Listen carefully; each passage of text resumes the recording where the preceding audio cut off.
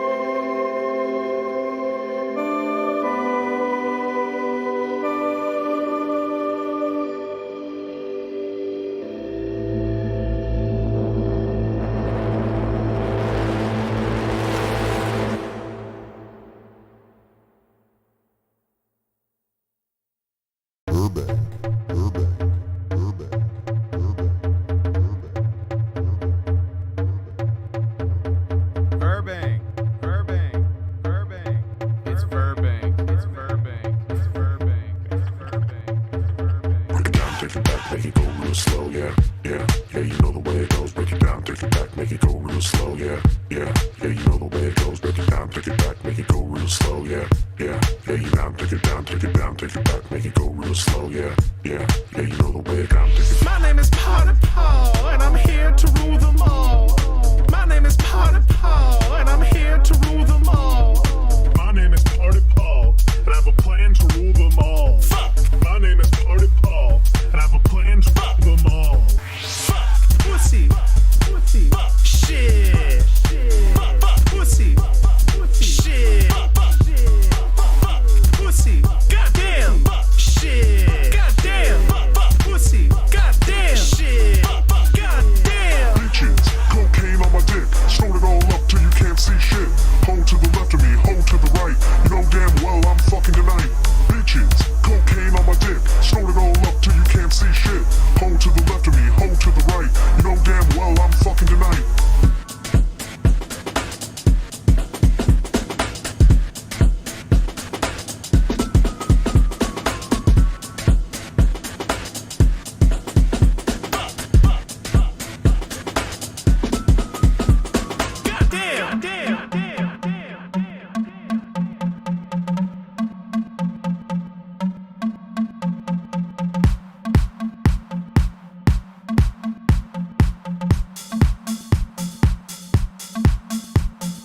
My name is Potter Paul, and I'm here to rule them all. My name is Party Paul, and I have a plan to rule them all. My name is Potter Paul, and I'm here to rule them all. My name is Party Paul. Break it down, take it back, make it go real slow, yeah, yeah, yeah, you know the way it goes. Break it down, take it back, make it go real slow, yeah, yeah, yeah, you know the way it goes. Break it down, take it back, make it go real slow, yeah, yeah, yeah, you know the way it goes. Break it down, take it back, make it go real slow, yeah, yeah, yeah, you down, take it down, take it. Bitches, cocaine on my dick, snort it all up till you can't see shit. Hold to the left of me, hold to the right. You know damn well I'm fucking tonight. Bitches, cocaine on my dick, snort it all up till you can't see shit. Hold to the left of me, hold to the right. You know damn well I'm fucking tonight. Man, you stepped on my fucking Lacasse. Fuck you. Do you know what fucking frat I'm from? Sigma Omega Alpha. I'm gonna fuck you up, dude. I'm gonna get Todd to fucking fuck you in the ass, bro.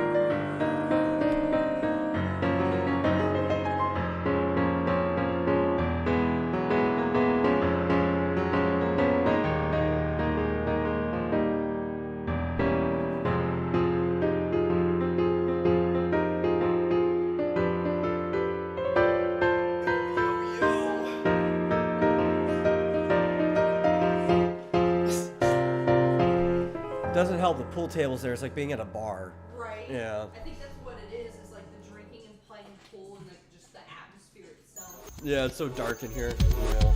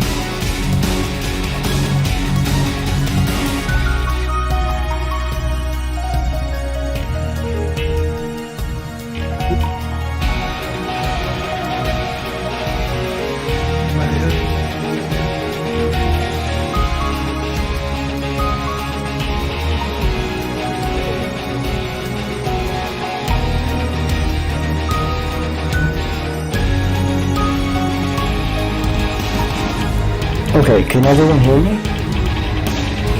Okay.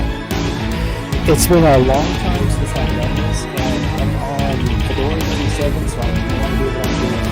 Feel free to adjust my microphone as needed, because I have yet to... I can't... I don't yet know where the microphone adjustment settings are in Fedora 37, so... Yeah. Because Linux sucks. Eat a dick, marsupial.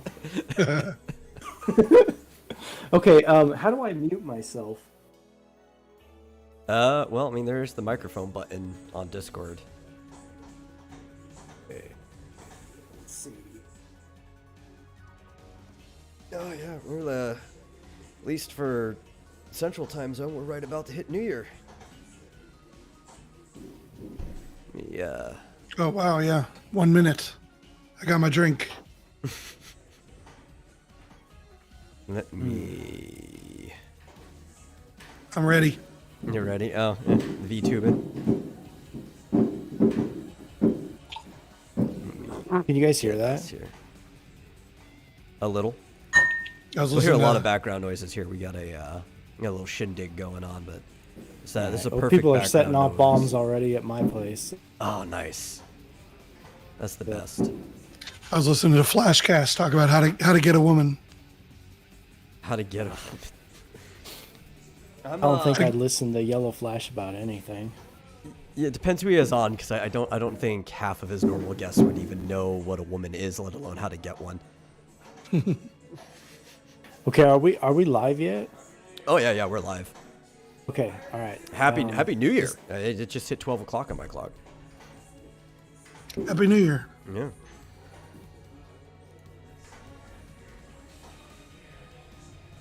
Yeah, we're here. People can hear us. I'm gonna hit the like button. There we go. So how you guys feeling? I got no one to kiss though on New Year's. Well, Darn don't it. look at me. I'm not looking at you. Yeah, I heard only fireworks drink I got is earlier. a Pepsi. I don't really get turned up. I heard fireworks earlier, but Yeah, but I don't hear them now. Flit, you've probably been going at it for a while, haven't you? With the drinks. Yeah, well, I had actually planned on like starting around noon or whatever, but something came up and it completely destroyed my New Year's plans. I had to go with someone to the border and rescue a dog. So caught up like right now. Well, I mean, that's a very noble thing to, I guess, upset your plans. Okay, I'm gonna try something real quick.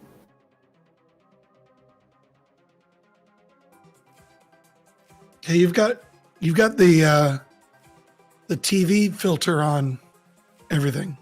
I always have the TV filter on everything. You Did do? you not notice that? Yeah. I haven't noticed that. No, the TV filter's been on everything for like the last month and a half straight. Really? That's crazy. Yeah, I'm surprised you never noticed. I didn't notice until just now. That's why it's so blurry. Yeah, I think it really matches like the Shockwave player vibes that the layout has. Yeah.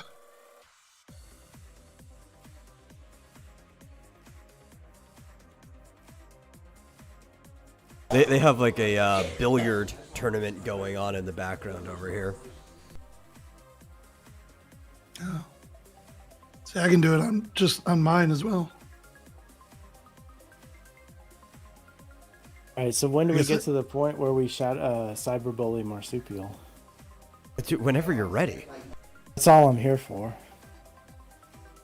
And go. Tell me how to use my Steam Deck. I can't figure it out. You should. Okay. Stupid Okay. Linux. All right. So step one is that you put it in a box. Step two is that you mail it to me. Step three is that you profit. I don't actually care what happens after step two. You just mail it to me.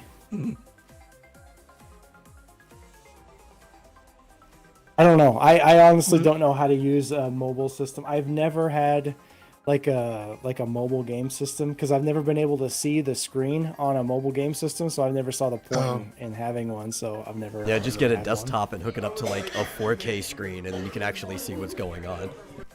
Yeah, so like if you could hook a Steam Deck up to like a desktop screen, I might You can. consider Yeah. doing it. But you can seriously? Yeah. Yeah. Fuck yeah. Wait, can we swear on this show? Oh, absolutely. We swear all the All time right. on the Vomitorium. All right, fuck yeah, you donkey raping shit eaters. Yeah.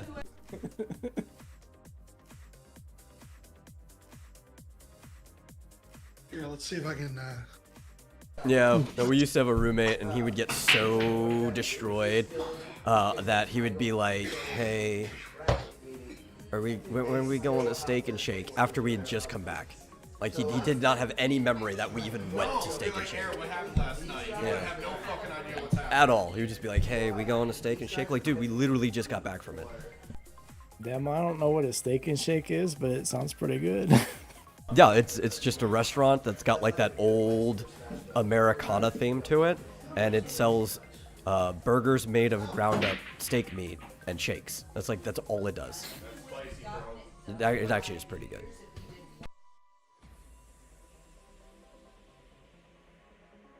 Everything they sell there is made out of steak meat too. If you get a hot dog, it's actually ground up steak meat. If you get like tacos there too, and they just like took the hamburger meat, ground it up, and then put it in a taco shell. It's pretty good. I bet Marsupial doesn't even know what a good taco tastes like. I've been to Taco Bell. What are you talking about? I was gonna say he lived in Austin for a little bit. He should have at least had a good taco then.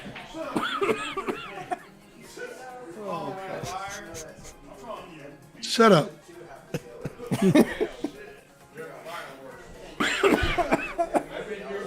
I mean, if you're in Austin on a weekend, you could probably just find somebody with an actual taco cart just on like 5th Street.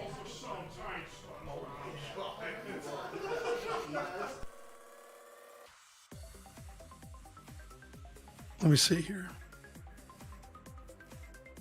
No, but dude, Steak and Shake's great. When I would go there, obviously you shake it up. There's like different things you want to eat and try, but they're almost like Red Robin. There's a whole bunch of burgers.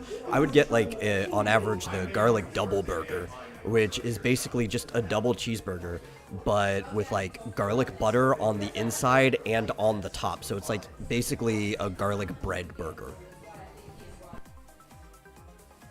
That sounds great. I know, like, a lot of people shit on Red Robin in the same way they do, like, Olive Garden and stuff like that. But I don't know why. I enjoy Red Robin.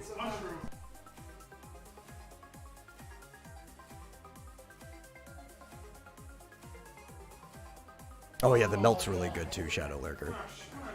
So let me acknowledge people in the chat. Let's see, we got actually I think it's just Shadow Lurker because the other person who was in the chat was Flit before you came in. So Shadow Lurker's the only base motherfucker who has the balls to show up in chat. yeah. That's right.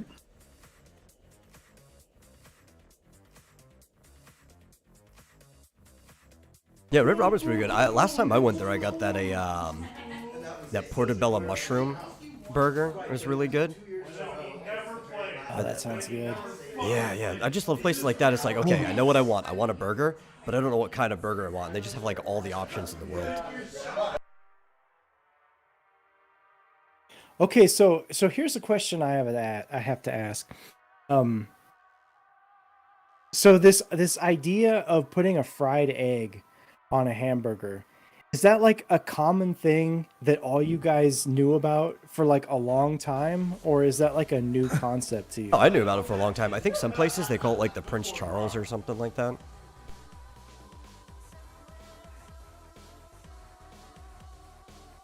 But yeah, that's been around forever.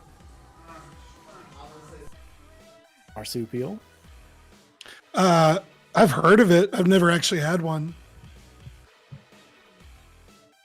Believe it or not, it was actually the burger my brother would get like all the time when we went to Steak and Shake. It was one with a fried egg on it.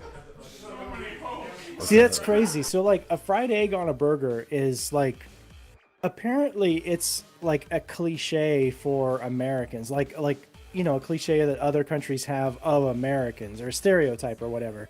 But it's something I've never heard of until recently.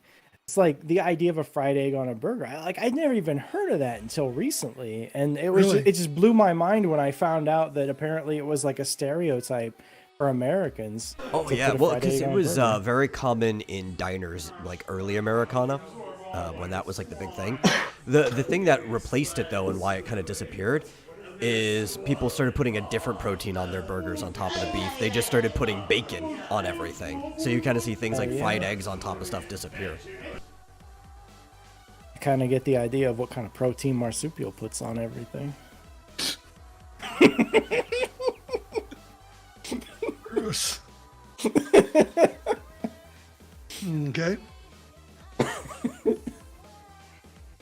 Hey, you guys invited me on. I'm just laughing. It's fun.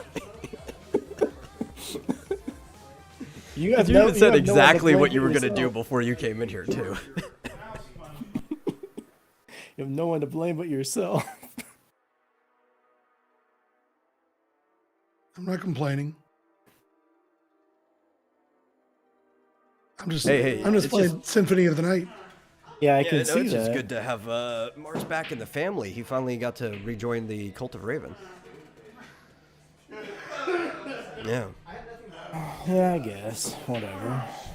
So did cheese replace the egg? No. There was cheese on the burger with the egg. It was bacon that kind of replaced it, you know? Yeah, hail Raven. Wait, do we know Shadow Lurker? I mean, do I know Shadow Lurker? Maybe. Is it Evan? I don't recognize the username. I haven't been paying too much attention, but I did drop it in the core chat, so I would assume it's somebody in there.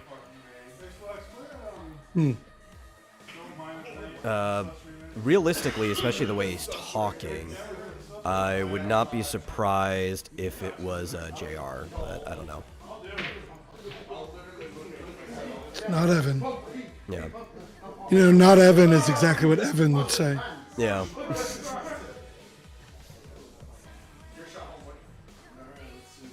Man. Yeah, someone's having a party over there. Yeah, normally on Twitch, but linked to YouTube. Oh, yeah. With the Twitch, if you want to jump over to Twitch, it is open on Twitch too. YouTube was just the handier link that I had on at the moment. It's the same channel as always. We're just waiting until we're big enough that the stupid shit that we say every day gets us kicked off of Twitch. It doesn't happen to little guys. It's like the race. I'm waiting to see, like, oh come on, we just need that much attention, and then we'll get kicked off. I did guess it. Nice. I'm usually pretty good at like matching up people's speech patterns or typing patterns with their usernames and stuff, which is what Evan hated, because every time he'd come in, I'd usually be able to guess on Rick's channels if somebody's alt was his. Yeah, I'm not gonna lie. Evan was pretty easy to guess. Yeah. Like after a while, like his typing pattern, it was pretty obvious if it was him or not. Yeah. And most other people, it's pretty obvious because a lot of them, they just do variations of their own name. Like, obviously, Joshua, all of his alts are just Joshua. Yeah. Even, like, Eagles was pretty easy because all of his would have either, like, detective or judge or whatever in his. One of them literally just said, not Eagle. Not Eagle. I like how Marsupial just isn't even part of this conversation. He's just like, whatever. I'm just here to play, Symphony of the Night or whatever. Fuck you guys. God damn There we it.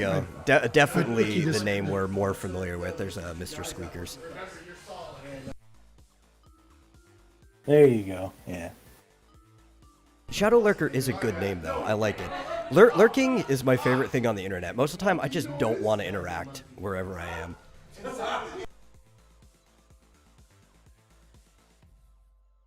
Well, I thought Hey, you wanted to see the Steam Deck in action, so that's But what you I'm thought wrong, brother.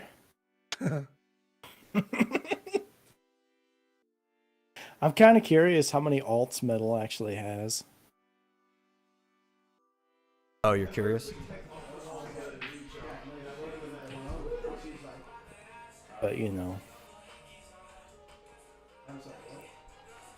I know, I like to keep all my personal alts completely secret.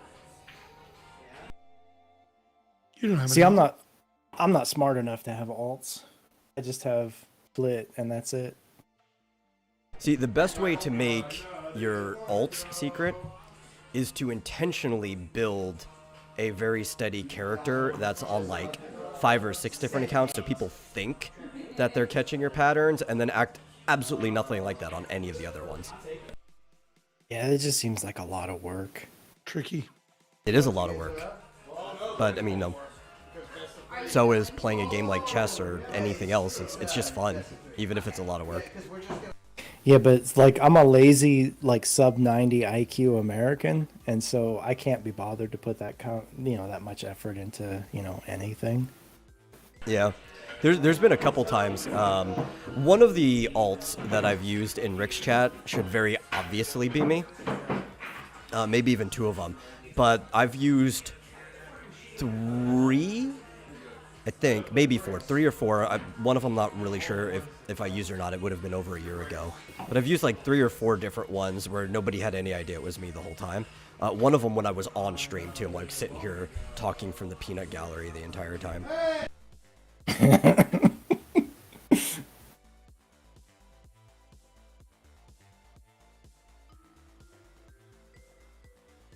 There's one I don't use anymore. That was very obviously me. It was the back when Evan was around. I had an Evan Brotep alt, mostly just to fuck with him. And the best part about that one is like I only did Evanisms anytime that I used that.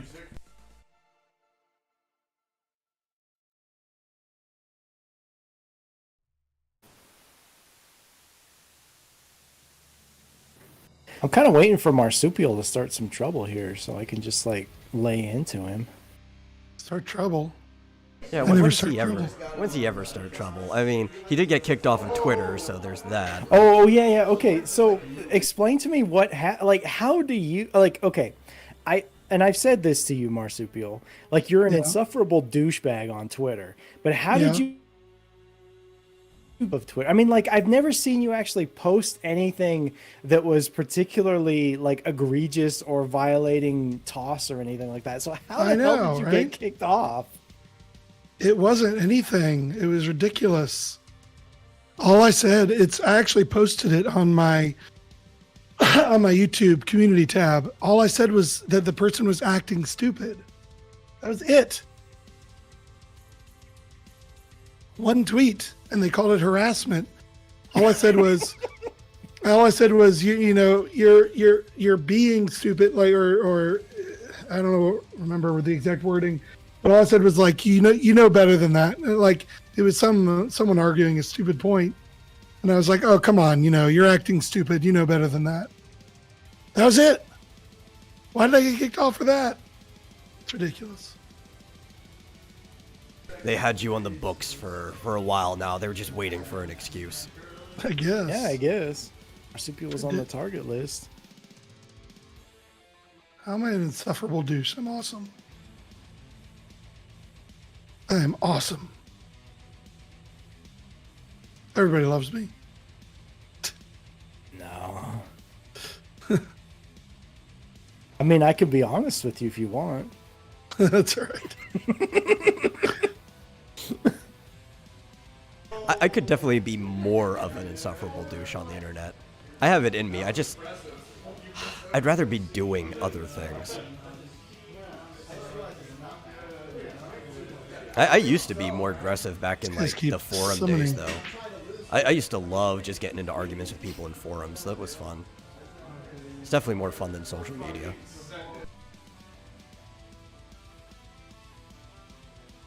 I like forums better too. I don't know. I prefer to watch arguments play out than to actually be involved in them. I don't know, like, if that says something about me psychologically or what, but I think it's just more fun to watch these things play out than actually participate in them.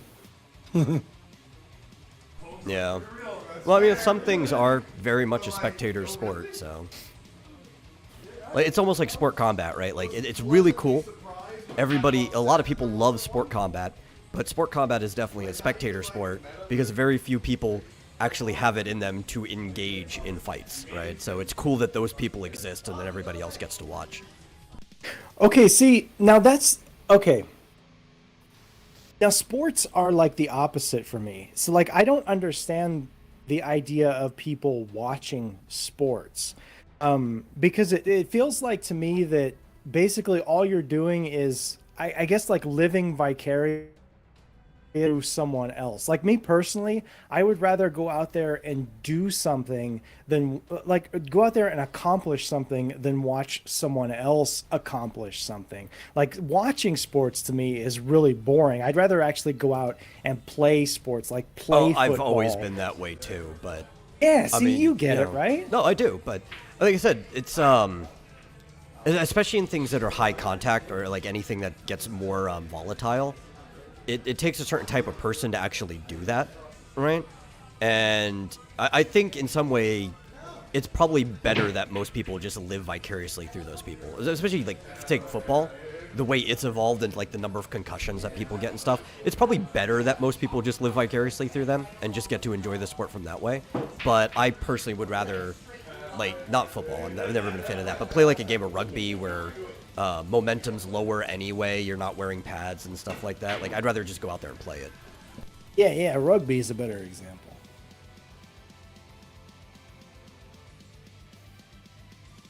But yeah, I don't know.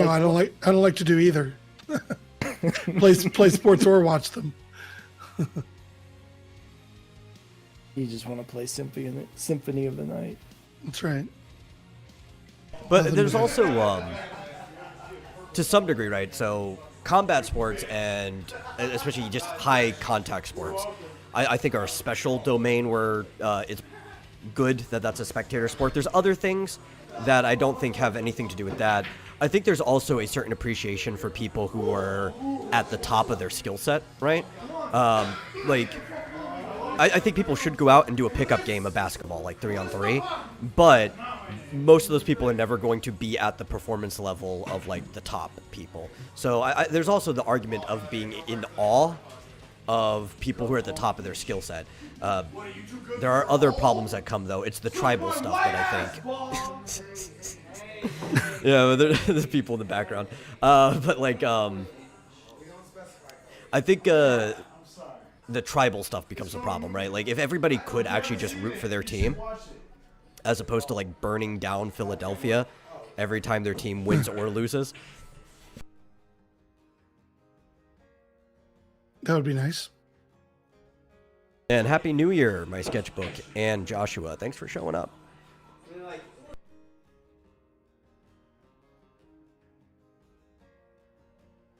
Happy New Year. Wait, Sketchbook is here? Yeah, in the chat. Fuck yeah. I like Sketchbook. He's funny. He always starts a lot. Well, I haven't seen him in a while, but he used to start a lot of trouble in Rick's chat. Yeah. And it was always hilarious. Yeah, he was around in the chat earlier during the pre-show of the main Vomitorium. Shows up from time to time. But yeah. I think God damn it. I can kind of understand the feeling though, because there are some things that I just don't have any interest in doing. Right, like there's just like certain sports, even though I would rather just go out and do something rather than watch. If I know somebody who's doing it, or people are interested in it, I'll probably watch with them or watch them do it. Because like I have absolutely no desire to, I don't know, participate in curling. Like curling just does not look like I would have fun doing it. But like if everybody was going out and we were gonna like watch a curling competition in person, and that was like the thing we were doing, it's like, yeah, sure, whatever, let's go do it. You know, that's the thing everyone's doing. They're all the cool kids are doing it. Curling. Yeah, or like there's many of them. Like I have no interest in highlight. I'd rather play like I don't know, any real field hockey. I have no interest in like lacrosse or anything. Don't you know the highlight is the most dangerous game? Yeah, dude, they send those fucking balls flying at like 100 miles per hour or something like that. But right. Pelota? yeah, you know highlight, right, Marcipio? I have no idea what that is. Okay, this is the one where they go in like this really long like tunnel room, right? And they've got those kind of sickle-shaped launchers, and they just like shoot the ball all the way down, and you have to get it from the person. And those balls fly like over 100 miles per hour. If you get hit with it, like they have to wear helmets, but you're probably still getting a concussion or anything anyway. Yeah, and they're like hard too. They're like made out of limestone or some some I dumb think shit like modern that. day, much like pool balls, they use resin, but traditionally they were made of like ivory and stuff like that. Marsupial's just uncultured swine. That's why he doesn't know. I guess so. I know Hide Lied, the video game Hide Lied. Yeah, I know that have one no idea too. what that That's is. another one I have like no interest in playing, but maybe if somebody's playing on stream, I might watch it. Oh, it sucks. Yeah, It's I terrible. think most of my experience with that one was watching. I think Pro Jared did a video on it back in the day. Oh, AVGN did one. Oh yeah, he did too. Yeah. Then they made a 3D version of it. Why? It's terrible. I don't know. It was like remember Bubsy Bobcat? It was already, even the 2D one, it was an okay game, but it was a questionable choice in the first place. And then they made Bubsy 3D on the PlayStation, and it was like the worst trash you'd ever play. And like, why? Why Bubsy Bobcat? Okay, so here's my question. With the exception of Mario, what are games you would say 2D to 3D? Oh, like did it well? Yeah, they did it well. Like everybody knows that Sonic sucks. Like the transition from 2D to 3D just sucked ass. So like I said, with the exception of Mario, what would you say would be like the top 3 games that made a good transition from 2D to 3D? Zelda. Yeah. I still like the 2D more, but I would say Zelda made a good transition. Trying to think. I want to say Donkey Kong, but mechanically it made a good transition. I think the game Donkey Kong 64 on retrospect actually kind of sucks ass for many design choices that were just bad. Metroid, By the way, I actually really like Metroid Prime. I would say Metroid did it because Prime gives you that kind of like back and forth Metroidvania feel. It gives you that like dark, cold isolation well too, where it's just like Samus against like monsters and the elements and stuff. I think Metroid did it well. By the way, I'm trying out the Castlevania Lords of Shadow games, and I don't hate them. You don't hate them? I probably wouldn't hate them as much now as I did then. I think I was purely offended that not only did they transition Castlevania into a God of War style game, but it was a subpar God of War style game on top of that. Like, if they had made it well, maybe I wouldn't care as much.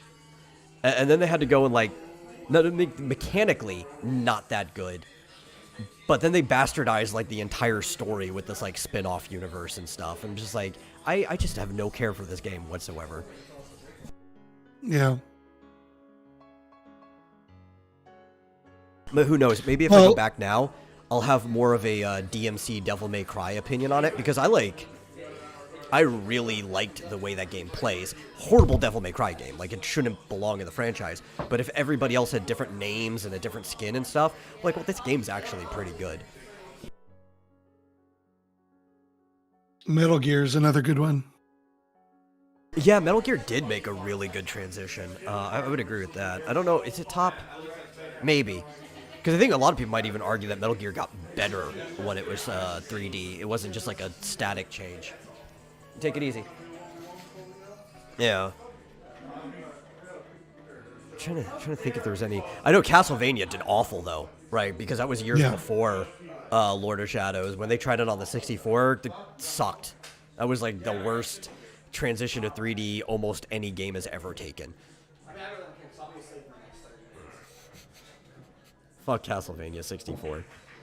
I think the only 3D Castlevania game I ever played was I can't even think of a PlayStation 2 Castlevania game. Duke Nukem? I don't know if that's actually, because Duke Nukem, it's kind of like one of those guilty pleasure games. it's not even like that good of a boomer shooter, right? But it's funny, right? So like I don't even know if I can say it made a good transition to 3D because it really wasn't even that good when it was 2D.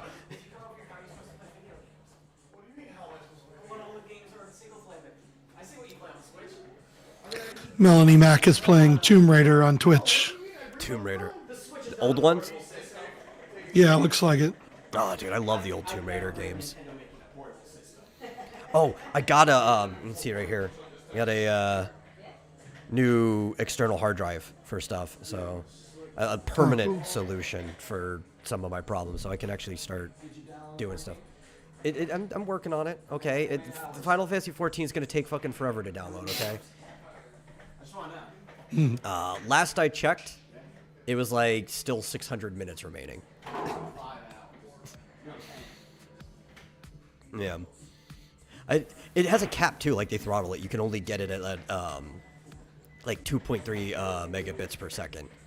And you're waiting for this game that's like over 100 gigs at this point to download at that rate. It's like, of course it's going to take fucking forever. Fucking Square. I don't think there was any other ones. Oh, dude, I know.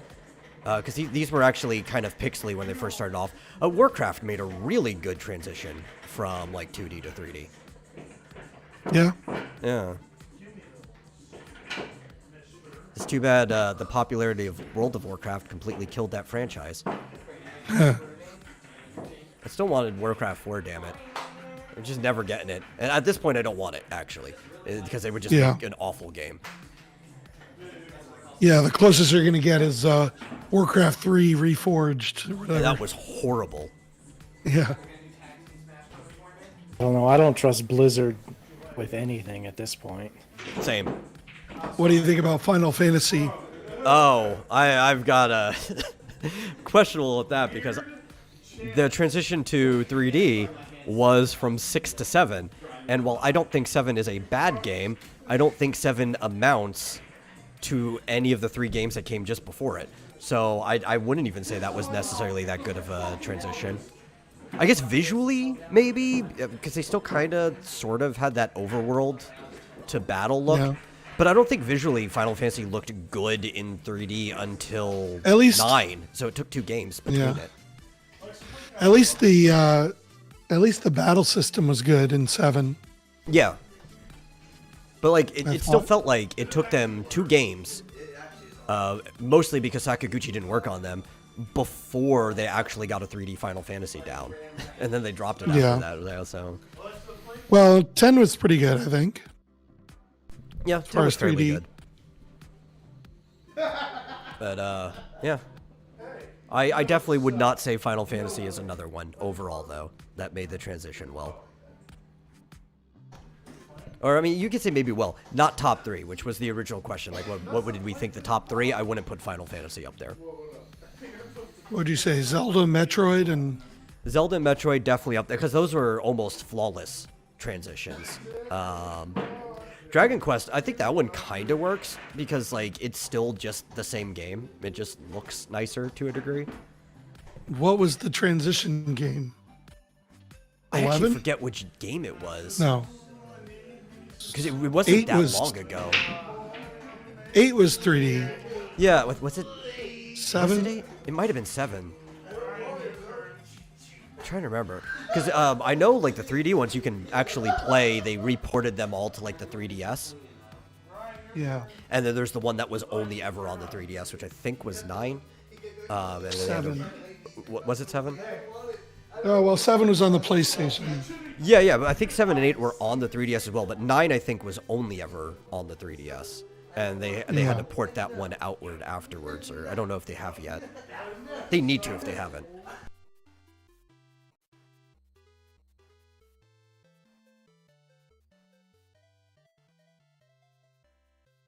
Yeah, I guess 6 was still kind of top down, and 7 was more 3D. What was the first 3D Zelda game? Was it Ocarina of Time or what? Okay. Yeah. Yeah. The first one to use any technical 3D imagery was Wand of Gamelon, but all of that was compressed and mixed in with photos used as sprites. So it's kind of like similar to like how Donkey Kong had 3D models, and then they turned them into JPEGs and used them as sprites. So it really wasn't 3D. Ocarina of Time was the first one. Yeah. Oh, marsupial sleepy. No, interestingly, Dragon Quest IX was on the DS. It was DS, not 3DS. Okay, yeah. I remember it was on one of the handheld ones. Yeah. Yeah. Which is funny because a lot of the, well, a couple, like 7 and 8 eventually got put on the 3DS. But they never came out with a new version of 9.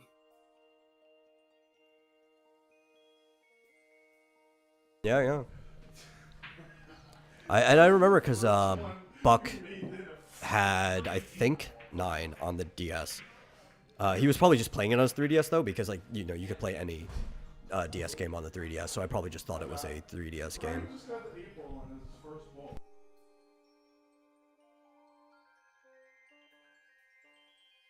Yes, it is after midnight because we said Happy New Year's, and I guess you're allowed to be tired after midnight. But, I don't know. It's like normal time for me. I'm a night owl. So what they were talking about on Flashcast was how to get a woman's attention.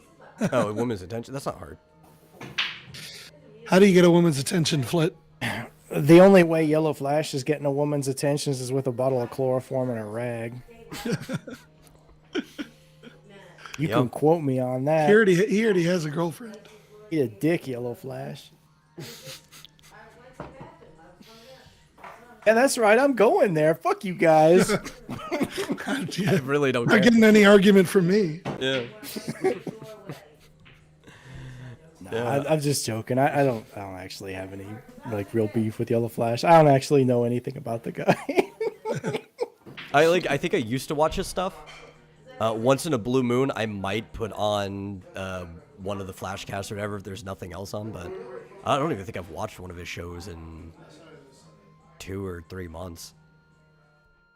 All right, so tell us, Marsupial. Obviously everyone in the chat and 2/3 of the people on the stream don't know the first thing about getting women, because obviously if we did, we wouldn't be here. So inform us on how to get women. Man, I'm trying to find the appropriate emojis for the chat here.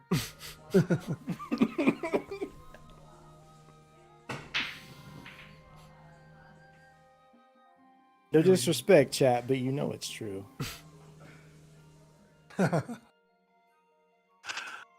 I like the. Did you ever see Hitch, the movie Hitch? Yeah, I have. No. No. It's okay. I don't like movies. It's I like the method of shock and awe. That was how he got the guy to he got what was the actor's name? That fat guy from King of Queens. Kevin James. Kevin James, yeah.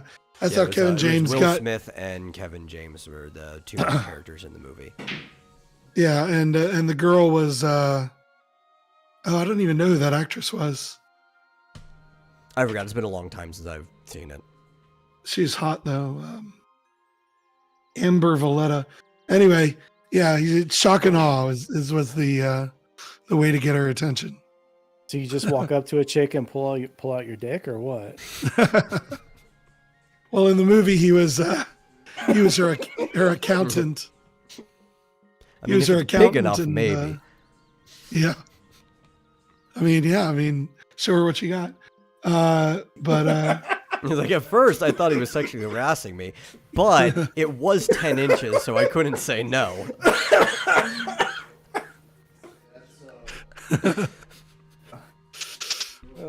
Anyway, yes, he ends up like yelling at his boss and like telling her to do whatever she wanted with her money, and then he quit his job, and that got her attention.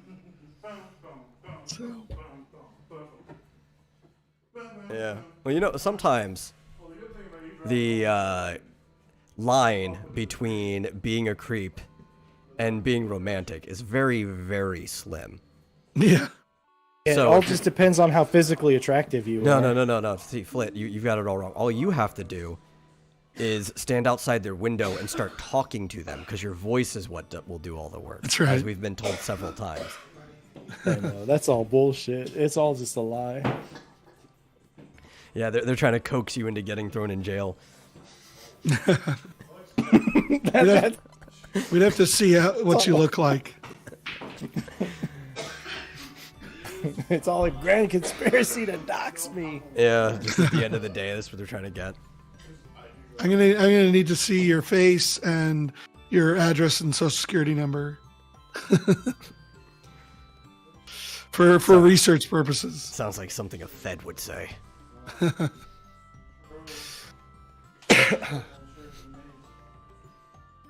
No, I think it definitely helps to be in shape. Oh yeah, for sure. See, okay. It's not the end of the How do I world, go but it about helps. this? See, I don't necessarily think that's true. Okay, so Just to get her attention. I don't know. Okay, so like being like super in shape, or like being out there with like a super hot car, working on your hot car or something like that. In my experience, the only people who are drawn to that are other dudes. So like if you're at the gym and you're like, bench pressing, benching like 350 pounds or something like that, the only people who are going to come up to you and be like, oh my God, are other dudes. If you're out there like working on your like 69 Charger or something like that, tweaking your Yeah. carburetor or whatever, the only people who are going to come up to you and like give you any attention are other dudes. Well, so it depends on the situation. don't- Women do like cars, but they don't care about the specifics of the car. If you have a fancy or nice looking car, what that says about you is your income, right? That's what attracts them more than anything. Yeah, exactly. That And that also is what being gets a woman's in attention. shape doesn't mean you have to be like a super ripped guy or anything. It just means you need to not be a fat slob. That's why like that dad bod or like the lumberjack body is attractive, because it's somebody who is strong and can take care of himself. So you don't have to be like this gym goer. You just have to be somebody who can actually lift his own weight. Yeah. Because what women actually find attractive is competency more than anything, and there's certain signs and tells that display competency. The other thing that I saw, I don't remember what it was, if it was like one of these mini documentaries or whatever, but that women respond better to a guy like with a puppy walking a dog or something than a guy with a hot car. Yeah. Well, one, women like Well, dogs, yeah. but everybody likes dogs. But two, it also shows that you know how to take care of something because it's still Yeah. alive. And then they whatever this was, they showed a guy like carrying around a baby, and he would say like, oh, it's my sister's baby or whatever, and that one got the most attention. Okay, now that I can personally vouch for that, because okay, so like I have a nephew, right? And I was taking him out like shopping for toys or whatever. And I swear to God, I got more women coming up to me and just like talking to me, with just him in tow, and just be like, oh yeah, and he's my nephew's my brother's kid or whatever. Yeah. And so yeah, I can personally vouch for that like, yeah, you having a kid around you will get more women's attention than like literally anything. They should rent out children just for that. Okay, I'm not gonna go that far because that sounds kind of creepy, but I could probably find some. I know Can I people. borrow your baby for an hour?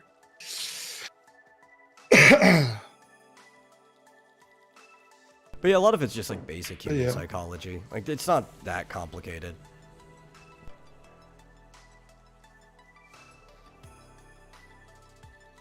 You want to know? Do you know how I got Peach's attention? Did you pull out your dick? Well, not at first. That wasn't until the second date. No, he pulled out his wallaby tail on the first date. Yeah. Actually, I pulled out my wallet. Well, yeah, that'll do it. Well, I don't know if I don't know if it was the sending her Twinkies because she said she liked Twinkies, or the fact that I bought the company that she worked at. But I'm guessing it was the latter. Yeah, it's like, yeah, bitch, you're mine now. Yeah. That was back when I had money. Oh, those are the days. It's his position as her boss to get her then. Is that what I'm hearing? That's right, yeah. Oh, so then, I just saw your freaking your sock account, your sneaking account, second wallaby. Yeah. That's it. Although, afterwards, when I lost my company and all my money and was sleeping in a car, she stuck with me. So obviously she's a keeper. She didn't dump It's just me a when I lost all my long-term money. investment. That's all it is. That's right. She probably figures I can rebuild. So Or she figured you were the best she could do, so whatever. I'm just kidding. I'm just kidding, Marsupial. I'm just kidding. yeah. No, she could get a millionaire if she wanted to. Yeah, but that's a lot of upkeep having to deal with a millionaire. Plus, they're likely to cheat on you. Yeah. Hey, Fizzchozo. Yeah, saying hi to 2023. We're there. I'm obviously kidding, but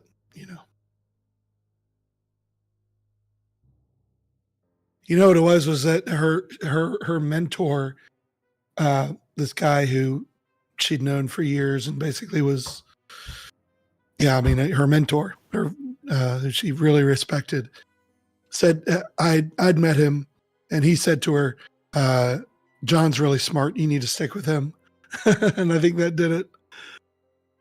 To be honest. Yeah, that might do it.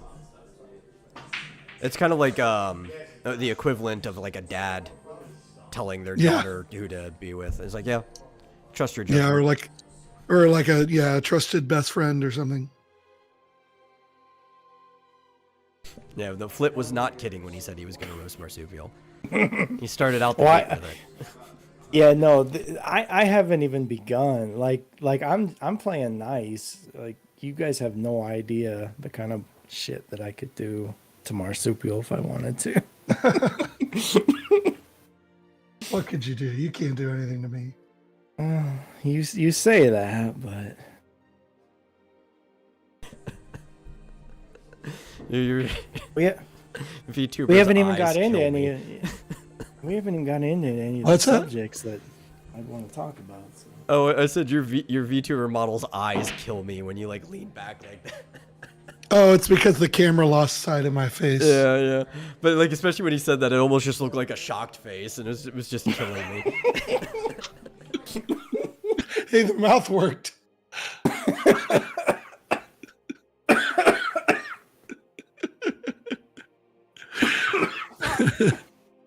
It's when I have someone under my desk.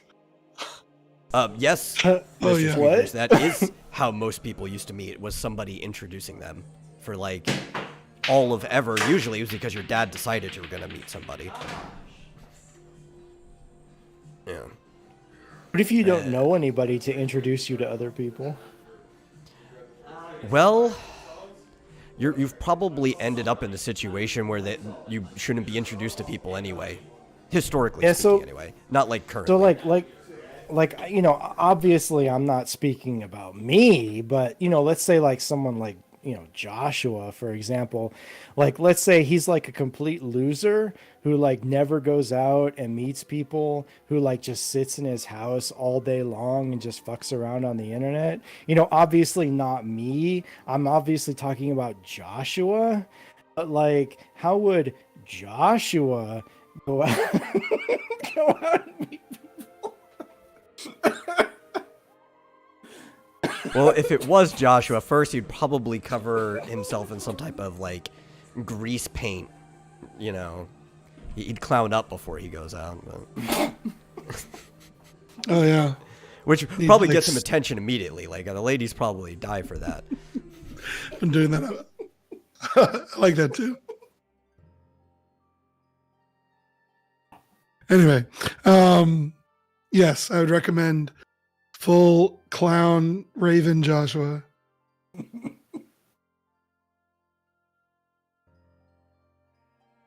My dad told me most people meet via dating apps now. I mean, in sheer quantity, sure. I don't think most people who end up staying together actually meet via dating apps, though. Yeah, I don't think so. Yeah. Those and are just also, for hookups. most people on the dating apps don't end up meeting anyone. It's just so many people are on it that it's like slamming your head against a wall until like something finally works. Yeah, plus, yeah, women always choose the top 10 to 20%. So, Oh yeah, when actually polled, in looks. most women have said that they find 80% of men unattractive. Even if that wouldn't be the case in real life, right? Because a lot of what they find attractive in men is charming them over one way or another. And they'll actually start to think a man looks better because they're being charmed. But if all you see is a still picture of somebody, all you see is like, oh, they're under the ideal height I want. They're, they don't make this or whatever. They just swipe, swipe, swipe. 80% of guys out into the trash.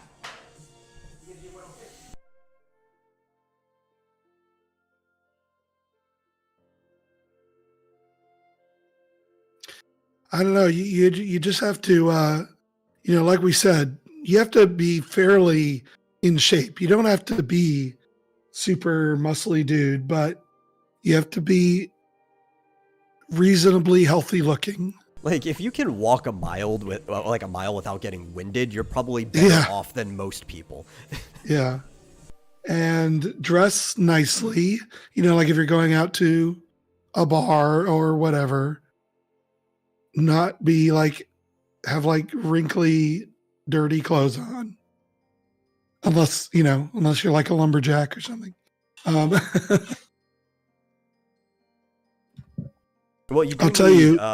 Obviously, you need separate, I guess, meeting, courting, date clothes than you need work clothes. That's actually something a lot of people don't understand. If you actually want to meet a woman, you should dress like you want to meet a woman. Like that's just straight up. You don't wear the t-shirt that you wore all day. Doesn't have to be the nicest thing. Just like a simple button-down shirt will probably do it. Into your nicer jeans. Or a polo. Good. Yeah. Just a polo or whatever.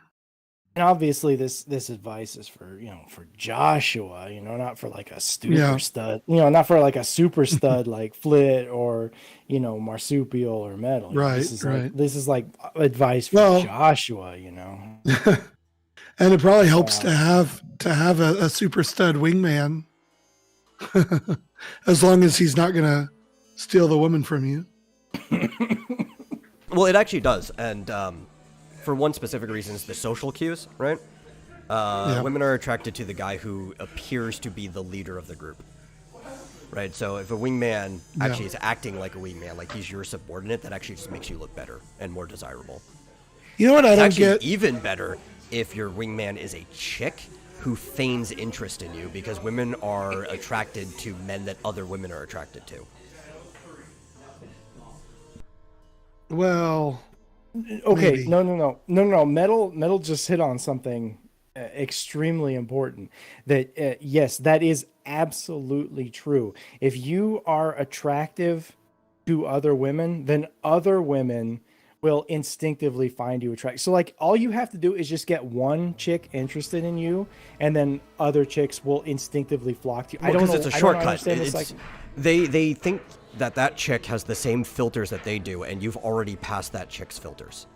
That's the reason. It's that like road of least resistance, right? That like even electricity follows a path of least resistance. Yeah, so there you go. Everybody out there, all you got to do to get chicks, you got to be interested in you. Just like pay her like $50 or $100 or whatever. Just say, hey, you know, stranger on the internet, can you pretend to be interested in me for like a month or something? And I'll give you like. I mean, they can also smell bullshit quarter of a most of the Bitcoin time. or something. Like if you actually have a friend who's a girl, right? And she doesn't have to be attracted to you, but like if you have a friend, they have some interest in you. It's easier for them to fake a full interest. You know, you kind of have to have friends to meet people. Sadly enough. No matter which way you do it, like we're social creatures. Everything about everything we do is social. I mean, maybe you're a social creature, but Yeah, I'm not saying like if you're like how you don't need women to pretend to be interested in you on the internet. No, you don't. No. You need, we're talking about meeting people in person. In person, yeah. Yeah. well, you know what I meant. Yeah. But An internet wingman doesn't really help either, you know. Like, yeah. Yeah. Sorry, I only know of you guys like through the internet, so that's my entire context of this conversation. Yeah. So that's just kind of instinctively how I went about, you know, phrasing whatever. Honestly though, like if you're in a social situation, whether it's at a party or a bar or whatever, you just have to, you know, I know it's really easy to say and harder to do, but you just have to build up the courage to just go talk to them, honestly, and just, you know, ask them questions about themselves, or, you know, start out with a compliment, like your shoes. Women love it when you notice their shoes. And just say, hey, I'm so and so, you know. Just strike up a conversation. Okay, so what if I'm Flit. I'm an artist. I'm Joshua.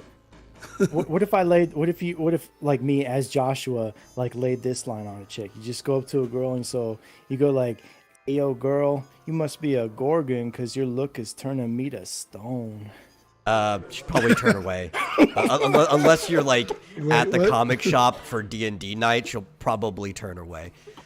Is that a compliment? Because I mean, if they know mythology, sure. I mean, Medusa was actually supposed to be gorgeous, right? Like, she didn't have that snake body in the actual mythology. That was something the original Clash of the Titans did. you should explain that to her. Yeah, that's the problem. That'll get her real you have hot. to know. Be like, now let me explain that line for you. It's just Joshua getting abused from the chat, being the basically the sock puppet for this conversation. You gotta have a girlfriend to get a girlfriend. Yes, that helps. Yeah, it's like that don't Seinfeld have to, episode. but it does make you more attractive if you do. Yeah. Yeah. It's like that Seinfeld episode where George, you know, his fiance died, but she was gorgeous, so he's going around showing people a picture of her. Yeah, and all these women were like, if that beautiful woman was interested in him. Yeah, right. Okay, so what if she's a gamer girl? Okay, so what if you like went up to her and said like, "Hey, yo, girl, you must be a Dodongo because I want to explode in your mouth." Oh God.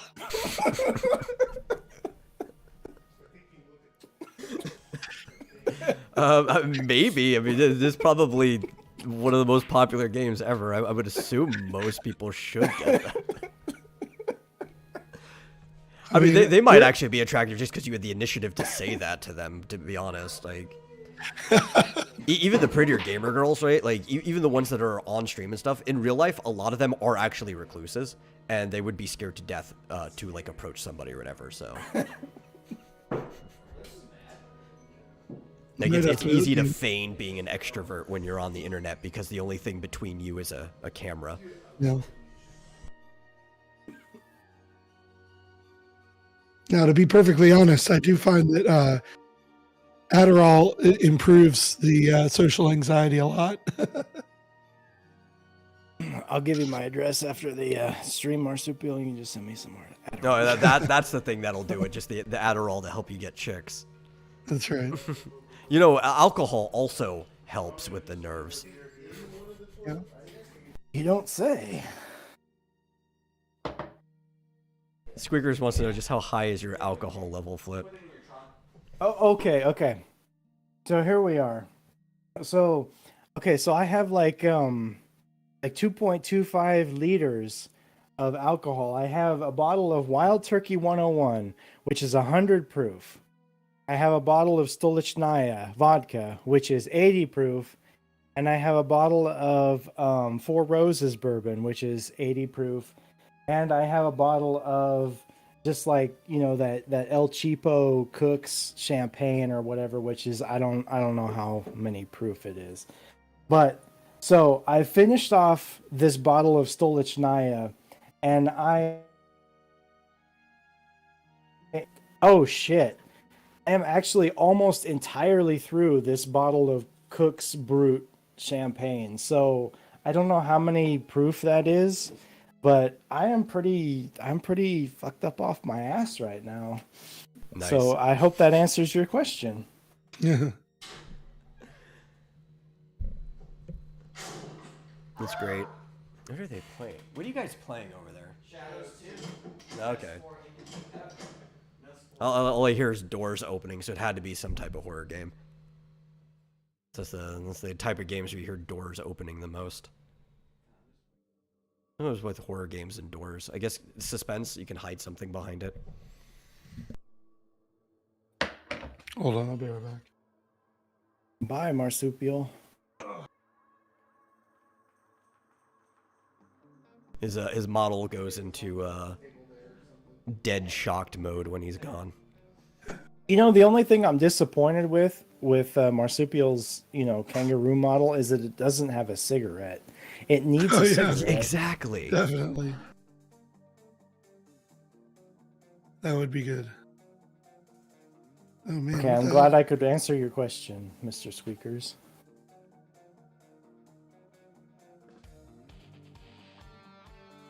All right. So this was the Vomitorium MRA edition. Yeah. Well, no, we didn't say don't date. I mean, No. Well, I did. Yeah, That's I didn't different. say that this was the America First edition. I said it Yeah, was yeah. MRA edition.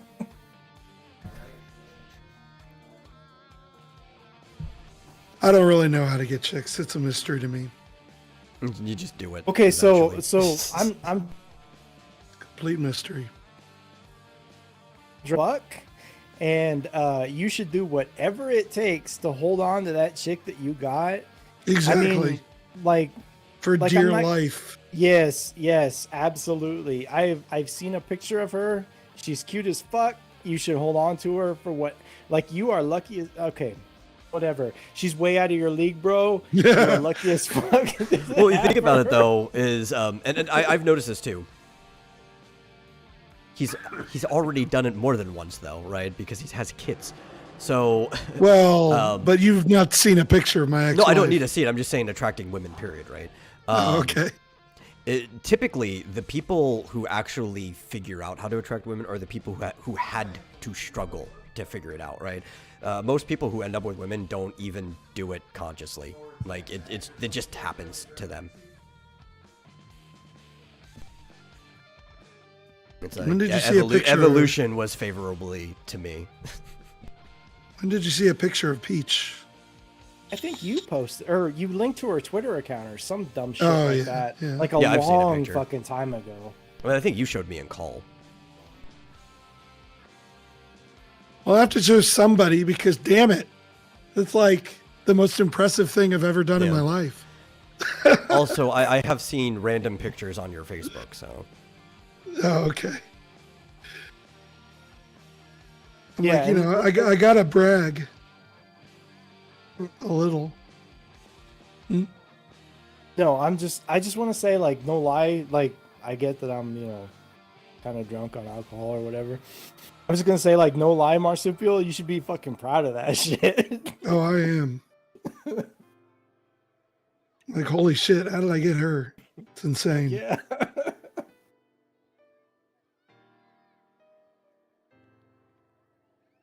Plus, she's Australian, right? Yeah.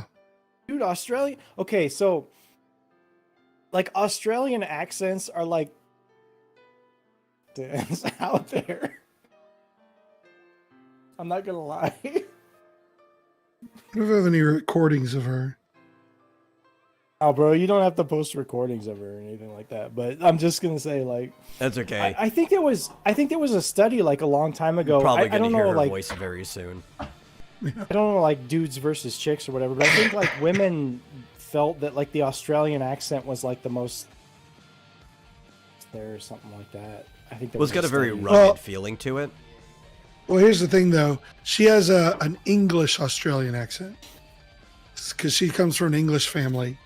So I mean, she, it's still pretty hot though. yeah, no. I mean, I think it's hot.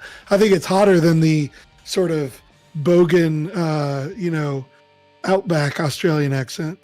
Yeah. that can get a little rough. Well, women tend to really like that accent because it's a rugged accent, right? Yeah, So sure, It sounds sure. tough to them.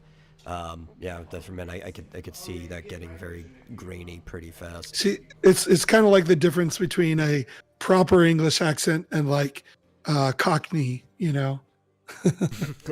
Oi! I love the Cockney accent. It's great. You got a license for that? You got a license. Got a license for that?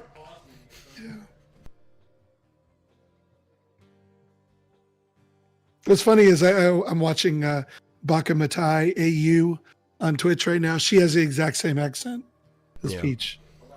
Well, I mean, you keep telling me that she's trying to like talk you into streaming together or something like that. So. Oh, she didn't event- have to talk me into it. I had to talk her into it. Oh, you were talking her. That's right. The other way around. Yeah. So Okay, maybe okay. we'll eventually hear it. Nope, no. Never stream with your significant other. I will tell you this right now. It will always end badly. Never stream with What? your significant other. Why? I don't know. I don't know what it is. It just always ends badly. Never do it. Do I not think in do most it. of those Whatever you do, cases, do it was not do going it. to end badly anyway. No. I don't care. Do not do it. Whatever you do, do not do it. Why? I don't know. It's just How like does it historic. end? How does it end badly? I mean, what bad? No, just historically from everything I've seen, from all the people who have done it, who've always like streamed with their husbands or wives or girlfriends or boyfriends or whatever, it just always ends badly because like, okay, so like for example, like you're a dude and she's a chick. And so you two are going to stream together and she's going to get a fuck ton of simps just because, Oh, yeah. I mean, for the sole reason that she's a chick. And, I don't know. all that's gonna do no. You say that, but you will because she's gonna get a fuck ton of DMs and people are gonna send her dick pics and all kinds of shit. No, She's already gotten them. Yeah, no. It's The gonna only happen. bad part about that is that she's going to show the dick pics to him, and he's going to have to see them. although that would be hilarious. Okay, so the only way it'll work is if she posts all the dick pics publicly. Oh, That would be the jeez. only way it'll work. Like, hey, this dipshit posted a dick pic or sent me a dick pic, and here's Yeah. Well, I think if laugh more at it, people make fun of it or posted dick whatever. pics publicly that they get sent, people would send less dick pics because like Yeah. people use it for like revenge porn later, but that's like the only time it ever comes out. But if like it was just rampant, people like, man, I don't really want everyone seeing my dick. Here's a funny thing. When I met her, she was among other things doing like technical support for the company she was working for, and it was mostly Indian guys, and so she was getting propositions and dick pics and Dude, Indian guys all are the that thirstiest shit. people on the entire planet. Oh my god, yeah, okay, she was so, getting like, all of that. yeah, because like if you're an Indian guy, like every platform is a dating platform. I mean, Yeah. that's just how it works, you know. Oh my god, Show bubs. no, that's one thing I'm not too worried about. But you know what I am worried about? It's like if there are any chicks listening to this, please feel free to DM me, Bobs and Vagine. I will rate them on a scale of 1 to 10. But please feel free to send them to me. That is one thing I had to learn was that if ever, like, anytime I've gone out to like a bar with her and we're like sitting at a booth or something near the bar, if I get up to go to the bathroom, by the time I get back, there will be a man sitting with her. And I'm not even joking. I am not joking. There will be a guy who came over just to talk to her. Yeah, I mean, I don't disbelieve you. I mean, like I said, you're.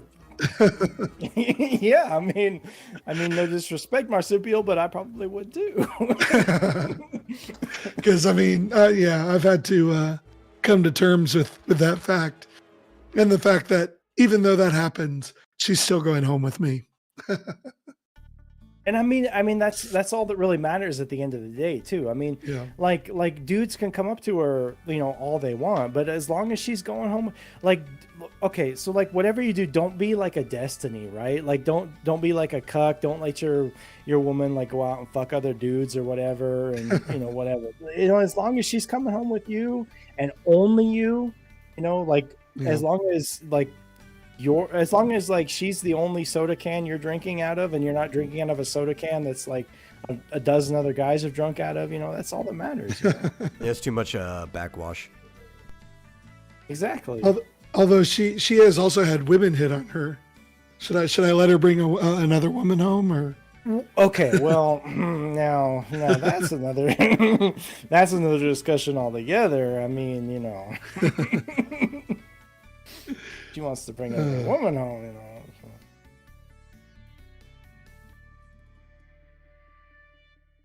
All right, I'm going to apologize to chat right now. I'm so sorry, chat. Don't apologize to chat. My retardation. That's not allowed here. I really hope that Metal deletes this stream afterwards. Absolutely not. This is staying. You can eat a dick, Metal. You're the one eating the dick. I don't know. I kind of because I'm the one in charge of the stream, so it's my dick you're eating. Yeah. It is kind of funny though. She has had women who are ostensibly straight, like straight up hit on her. She's like, I don't know what to do. She's like, she calls it the peach effect. She's like, I can't control it. I mean, like I said, I mean, like, no disrespect, but if I saw her in a bar, I probably would too. Yeah, I wouldn't blame you. Yeah, don't worry, Joshua. The stream stays up. Yeah, the only way this is getting taken down is if YouTube itself decides it's going down, and for some reason, the appeal doesn't change that. Well, sweet. Should I just start dropping like N-bombs and F-slurs right now then? No, I don't know about that. That won't really do it on YouTube. That'll just kill us on Twitch. Yeah. I mean, one platform down, one platform to go. The Twitch stuff only stays up for like, what, the week? I don't ever archive anything on Twitch. From what I understand, after 2 hours, the AI or whatever stops paying attention, so... Yeah, that's what Cuck Ricada says. But... That's right. By the way, okay, so let's start getting into this shit, Marsupial. By the way, what the fuck's going on with Cuck Ricada? Yeah. He's not a cuck. What are you talking about? He's absolutely a cuck. What the fuck? He's like Jack Murphy with a fucking law degree. I have no idea what the context is. I haven't even heard anything about Nick in quite a while. Well, I did see a thing on Kiwi Farms. Oh, that place is still around? Yeah. In fact, I saw it today, where apparently, like, he said something about, like, he's finally not beholden to somebody, and the implication was that maybe his family was financially supporting him up until recently, and so since he's now financially secure, I guess maybe he was saying that he had to like behave himself or in some way, and now he doesn't have to anymore. I don't know. It was all very vague. Very cryptic. Yeah. Well, so here's the. Oh, we So- lost you. What? Am I still here? Yeah, go ahead. It was just a second. Okay. So here's the impression that I have. Now, look, I'm going to preface this by saying that I actually don't have anything against Ricada. Switch. Like I think his streams are kind of boring, so I never really watched them. But the impression that I get was that Ricada really set himself up as like this super trad, like, shit. you know, homeschool guy during the Vic lasagna saga and stuff like that. But like all the stuff that's recently come out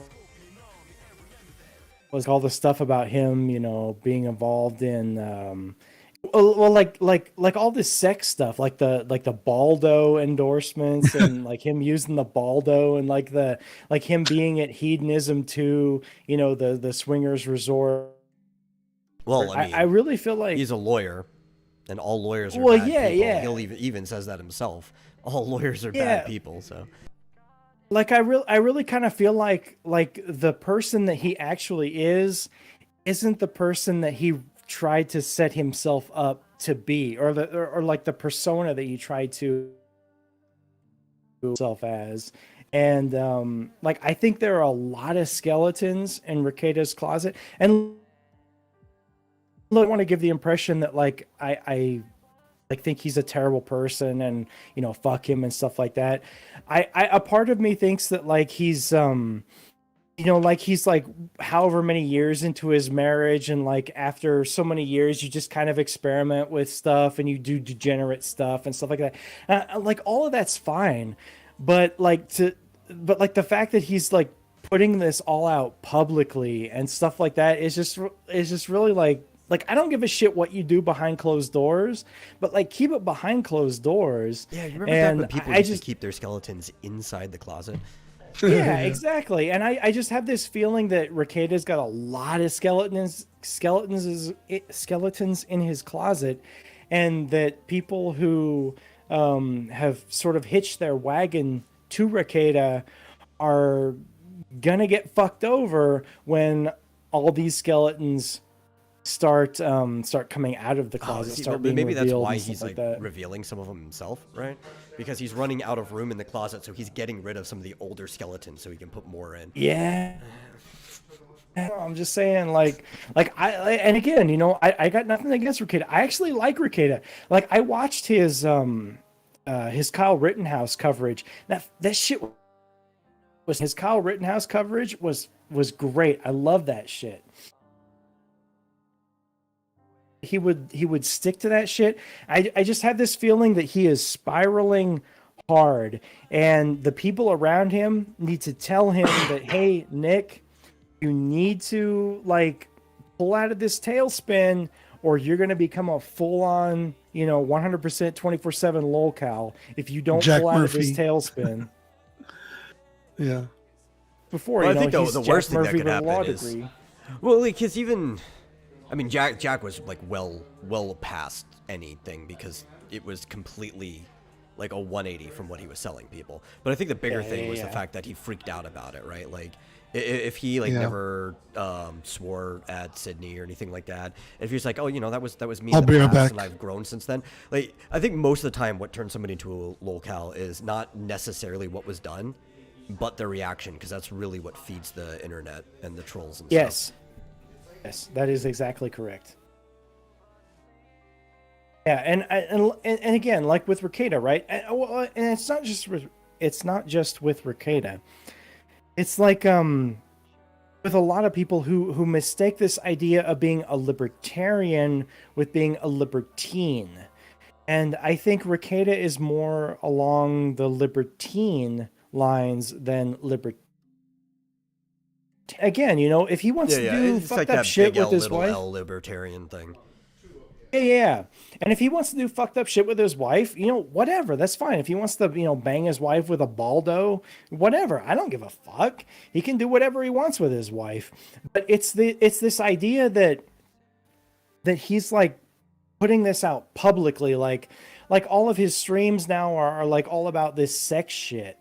And like his Discord was all about well, like there was this entire channel dedicated to that he nuked people. his Discord. Well, and that's the interesting thing too, is that like his Discord was full on degenerate. Like there was an entire channel dedicated to people like posting lewds of themselves in his Discord, and it's like whatever, that's fine, whatever. If you want to, but it's like the hypocrisy of it. Of like if you want to portray yourself as this super trad calf type of person, who supports traditional values and like has a traditional family and like has like a fuck ton of kids and shit like that, that's one thing. But then you can't then turn around and be like this super degenerate person who goes to like swinger resorts and fucks your wife with a baldo and all this other shit like that. Just pick one or the other. And I think that's the problem that Rekieta has gotten himself into, is that he's portrayed himself as one thing when it turns out he's actually completely different. Again, I don't want to repeat myself, but again, I don't got no beef with Rekieta. I like Rekieta. His legal coverage is funny. I enjoyed his Kyle Rittenhouse stuff. The big problems that people have with Rekieta, I don't know, whatever. Yeah, I don't really have a problem with the guy. I don't follow him that closely anyway, but like I've been mildly entertained by most of the times that I have watched him. It's just been sporadically. I always did enjoy the streams that Drex was on. Those ones were pretty funny. But aside from that, like it's not something I follow closely. So it's like, Yeah, see, like the Drex stuff, like I don't buy into half the shit that Drex says. Like Drex really reminds me of the type. Yeah. I mean, I'm not gonna lie, the guy is funny, but yeah, I don't buy into stories that he says about him being like this super ultra giga chad and all this stuff like that, and like this I just don't buy into any of this MRA shit and any of that stuff. It's like it just all sounds like bullshit to me, but yeah, like I'm not gonna lie, Drex is funny. So yeah. Drunk Flit is a social commentator that could do do successful podcast, Mr. Speaker. I agree.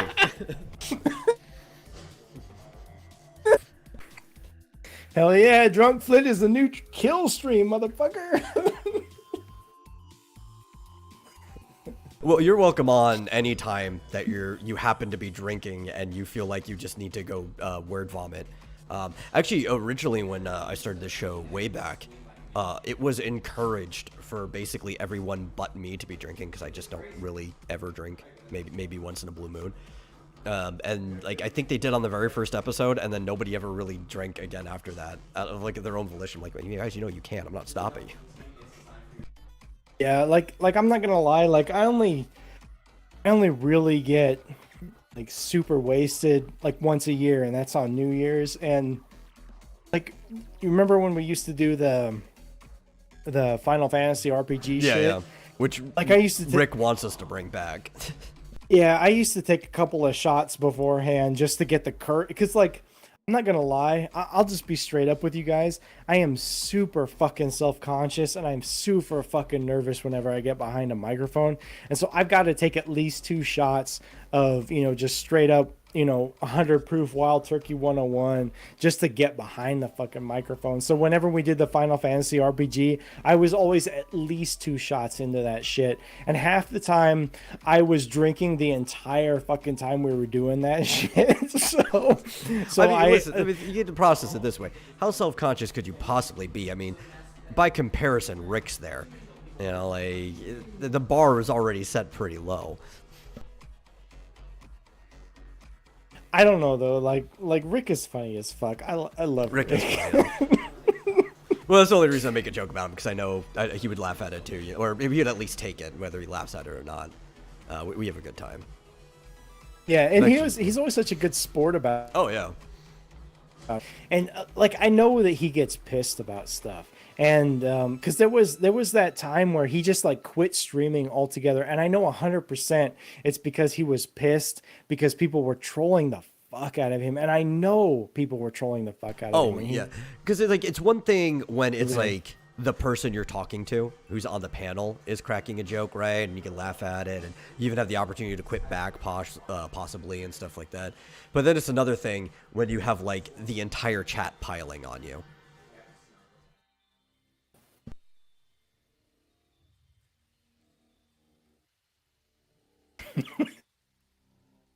I think that's also probably why he liked the RPG so much, because there was a bunch of us there and we were all interacting, and we were barely interacting with the chat. If he was interacting with his chat, eventually he got to the point that he was regularly muting himself or using push to talk, but there was really no like dogpiling or anything there, except towards his character because of the decisions he actually made in the game. Yeah, and so like with all that shit, like, how do I say this? Like, I know Rick had a specific idea in mind for how his character should act, and the way Rick, as a person, played his character was completely different from the way his character was supposed to act. But in his mind, it was like he was playing completely straight, and I always thought like the way Rick played his character was a lot funnier than the way Rick's character, Should have been played. Yeah, exactly. And so I always thought like Manly Cougar, Rick's character, was like the best part of our Final Fantasy RPG. Yeah, it was 'cause he between the him or funniest the character. direct interactions with him. Yeah, it was just the funniest shit. I always thought Rick and the way Rick played his character was just like the best part of the entire campaign. It was the funniest shit. Well, I admit that that's a little bit of part of why I do eventually want to go back to it. I'm gonna have to actually just talk to Buck. He's kind of like the long-term reason why I haven't scheduled us to get back into it. And part of that was it started with me because I had moved. But then I'm in a better flow now. I'm in a position where I could just stream at any time like I am right now. Yeah. But then he moved across the country. And then he was jobless for a little bit, which would have been an okay time if it lined up. But then he got a job, and his schedule now is so like inconsistent and stuff that we might be able to get him, but it might even be more inconsistent than it was with him the last time around. So I don't know if he wants to maybe come in at a later time to where he gets like a consistent schedule, or if he just wants us to go on without him, or if he wants to hold off and maybe we just don't end up doing it every single week or whatever. I need to talk to him, because it wouldn't be fair to just like cut him out altogether. Right, yeah. And like I'll say this just like straight up. Like if you guys need to do it, okay. So I'm pretty sure, but I'm super self-conscious. Like I don't have a lot of self-confidence and stuff like that. But so like if you guys need to do it like in the middle of the week or instead of the weekends or whatever, like I can rearrange my schedule to, and again, this is all assuming you actually want me back in the campaign. Oh yeah, no, but I definitely want you back in the game. One, I mean, your most enjoyable thing might have been Manly Cougar and stuff. I think widely, Borovo was the most enjoyed character of that first chapter or whatever. In fact, I think probably the most enjoyable moment was the one that I chose to make an kind of animation of, was the Oasis drowning moment. Yeah, so I think that's bullshit. But like or whatever, like fuck, I don't remember what I was gonna say. So Borovo is also like the only character so far that's actually been developing a character arc. Like the other characters have like potential to do it. There's some things that are going there, but he's actually has like a character arc at the moment, especially with his hatred towards Manly Cougar. Well, see, and that's the other thing that like I always felt like I always felt bad about that. Borovo's an iconic character. I always felt bad about that because I always felt like like not, but like the other players or whatever. Like when I was trying to play the character as being like, oh my god, I hate this. I don't want to be involved in this. Fuck you guys, that sort of thing. I always kind of felt like the other players felt like that was me, Flit, as saying like Flit doesn't want to be involved in this, when it was really more character. Borovo is Well, reacting I mean, to we've this got shit. another player right here. You could have Marsupial's opinion on that. No, but Marsupial's dead, so He's moving. He's just muted. now he's dead. Oh shit! think- I didn't realize I was muted this whole Yeah, time. if you said Yeah, stuff, yeah, we see, did I not hear think- a I think- single thing you said. Oh no! I think I was saying Marsupial. Amazing. Yeah, you thing. know, no, shut up, Marsupial. I think him thinking about his girlfriend like got him so coom-brained that he was just like cooming for like 15 minutes thinking about his girlfriend, and he couldn't even speak properly. So That must be it. Yeah. yeah, Damn. What did I say? Oh, first off, I don't know. I I s- don't know, but I can't blame you though. So the first thing I said was I heard what you said about me. No, yeah, okay, yeah. wait. Your girlfriend's hot, Marsupial. I'm just gonna say that right now. I can't disagree. You're a lucky motherfucker. I said to Flit, I wanted Flit to do a commission of, you know, her in a fantasy setting.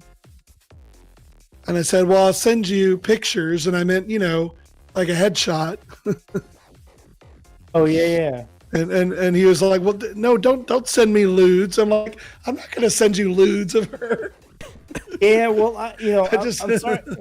Yeah, sorry about that, but like I don't know. For some reason, the implication I got was like you were gonna send me like pictures of her in her underwear or some shit like that. And I'm like, No. no, bro, I don't want that kind of shit. I don't want to disrespect you. I don't want to disrespect your girlfriend. You know, just like send me a headshot and just like send me like Yes, an that's what I idea of meant. what her body type is, and that's all I need, bro. I don't need like any pictures of like, you know, her in her underwear or shit like that. I don't need that kind of shit. You know, I don't want to disrespect you. So He's like, I'd like him, but I don't need that baggage in my life.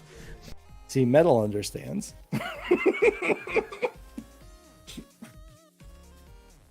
That is exactly what I meant. Okay, yeah, good. I'll send you a tasteful picture of her. Yeah, that's the phrasing that you use, the tasteful picture. And so that like When people say hear the that, word like tasteful, they think like Right. tasteful nudes. exactly. No. I meant Yeah, see, fully clothed. I spend a lot of time on the internet. I know. I know. yeah, see, like Metal freaking, understands this. Like kind of stuff. Markiplier recently with his tasteful nudes on his OnlyFans. Oh my god. Markiplier can eat it. There's nothing tasteful about a nude man. I agree, but That's the phrasing just everybody disgusting. uses. Apparently Camelot is posting nudes. Who? Camelot 331. He's a YouTuber. Well, I'm glad I'm not familiar. As opposed to Ricada. So I was listening to your have you seen Ricada's nudes? No, and I don't want to. No. You want me to post it? No, I'm just kidding. So since you GMT listen to it, finally Marsupial, says something when someone's like, well, when a male posts news, he's like, well, you say that. Hey, what the fuck? GMT's here? Yeah. Yeah, I'm The trying to fuck, think like GMT? what. Let's see, 6 hours. I mean, I guess you could just be waking up. Right, it would be like 7:30 over there, I would assume. Yeah, what Something like is that. GMT like? What, she's in like fucking Wales or Wales. whatever, right? Yep. So it's like 7 hours ahead of me. So 6, I think. I don't know. But But depends where time zones are. Okay. But yeah, well, I mean, so regarding Ricada, I guess, yeah, I see what you're saying. I mean, I didn't think too much of all the stuff that he's been doing, you know, with the pictures of him from the nude, whatever Also, high place. pastry. Fuck and off, Rebellious Pastry. oh, be nice. Oh, And like He doesn't have to that be bitch. nice. She annoys That's not the- a rule here. she- You don't have to be nice. Yeah, she annoys the fuck out of me. Although I will say this, when she was on, like the last time I was in Rick's chat and she was on Rick's stream, she actually did, like, I don't know what it was, but she actually became endearing to me, and so I don't actually hate her as much as I used to. So, jeez. like, fuck off, Rebellious Pastry, but like You're- I don't you're actually slowly hate you winning as him much as over. I used to. Yeah. You are slowly endearing yourself to me. So like I kind of feel for you. I kind of feel like I don't want to say like I feel bad for you because that kind of feels like I It's don't like know, that kinda feels almost like a mean thing to say. Like when you feel bad for somebody, they're like in a horrible situation or blah blah blah. I don't know. Keep in mind, Clit is drunk right now. right. Yes, keep that in mind. Okay, Flint so is wasted. So let me update the chat for anyone who hasn't. I have had 750 milliliters of Stolichnaya vodka, and I am now completely through this 750 milliliter bottle of this God. cheap ass brute champagne. So I have had 1.5 liters of liquor right now. So I am fucked up off my ass. I don't know what I'm saying. I really wish Metal would delete this fucking stream, but he's not going to delete this fucking stream because he's an asshole. So I don't know what the fuck I'm saying half the time. So Rebellious Pastry, I fucking hate you, but I'm warming up. I'm warming up to you, and so maybe I won't hate you. Like the more you appear on Rick's streams, so like show up There on you Rick's go. streams more, and maybe I'll eventually come to like you. But so anyway, Marsupial, Well, it's kinda like, please take over. Flint's like a hermit, right? So he doesn't really like anyone. And you It's just have to true. be, like, Don't take it you just have to personally. be in proximity long enough that it's just like kind of like I guess you're in the group. except Gamotron. I like Gamotron. Fuck everybody else. I like Gamotron, but fuck everybody else. Everyone likes GM2. Yeah, exactly. Gamotron, she's the perfect Pope because everybody likes her. And she's like super endearing and whatever, but fuck everybody else except for Joshua. I like Joshua too, and I like JR. He's pretty cool See, too. GMT I actually have just got back from rallying and made 3 adults puke. sweet. Fuck yeah, GMT. I hope you went like going Joshua around feels corners. bad for himself. Joshua's There you go. great. Like Joshua is great because he always likes my posts. And who comes to minds and like Well, the latest cultivated. Anyway, as I was saying, I didn't think too much of the stuff from Ricada, but I think I understand your position that he's kind of turning himself into a lol cow. Right. And so like okay, so you're a Ricada fan. So what I would say to you is that Marsupial, get in touch with Ricada or whatever. Do whatever you can to stop his ass from spiraling because he is spiraling he's There's not. hard. anything he could do. He doesn't listen to anyone. You know, I don't know, man, because I like Ricada and I want him to be successful. I want him to continue. But I'm just worried that if he keeps spiraling the way he does, he's just going to turn himself into a full-fledged lolcow, and everybody's going to be against him. And I don't want to see that, the guy. yeah. No, I don't know. everybody finally left. He's, let's see if I can fix this. He's Alexa, he's turn gone light to white. He's gone full on. He's gone full on. I don't give a shit what anybody says. I'm going to do whatever I want, and I'm going to talk about it. Blah blah blah. So I don't know. Yeah, he's gone full on lolcow. That's what I mean. Like Yeah. he needs to back away from that. Like I get it, you know, like he and his wife have been together for like, 20, 30 years or whatever the fuck, and so, they want to try some degenerate shit. That's fucking fine. Do some degenerate shit with them. To post that shit online, you don't have to, dedicate a 5-hour stream to talking about your degenerate sex shit. Nobody wants to see that. Yeah.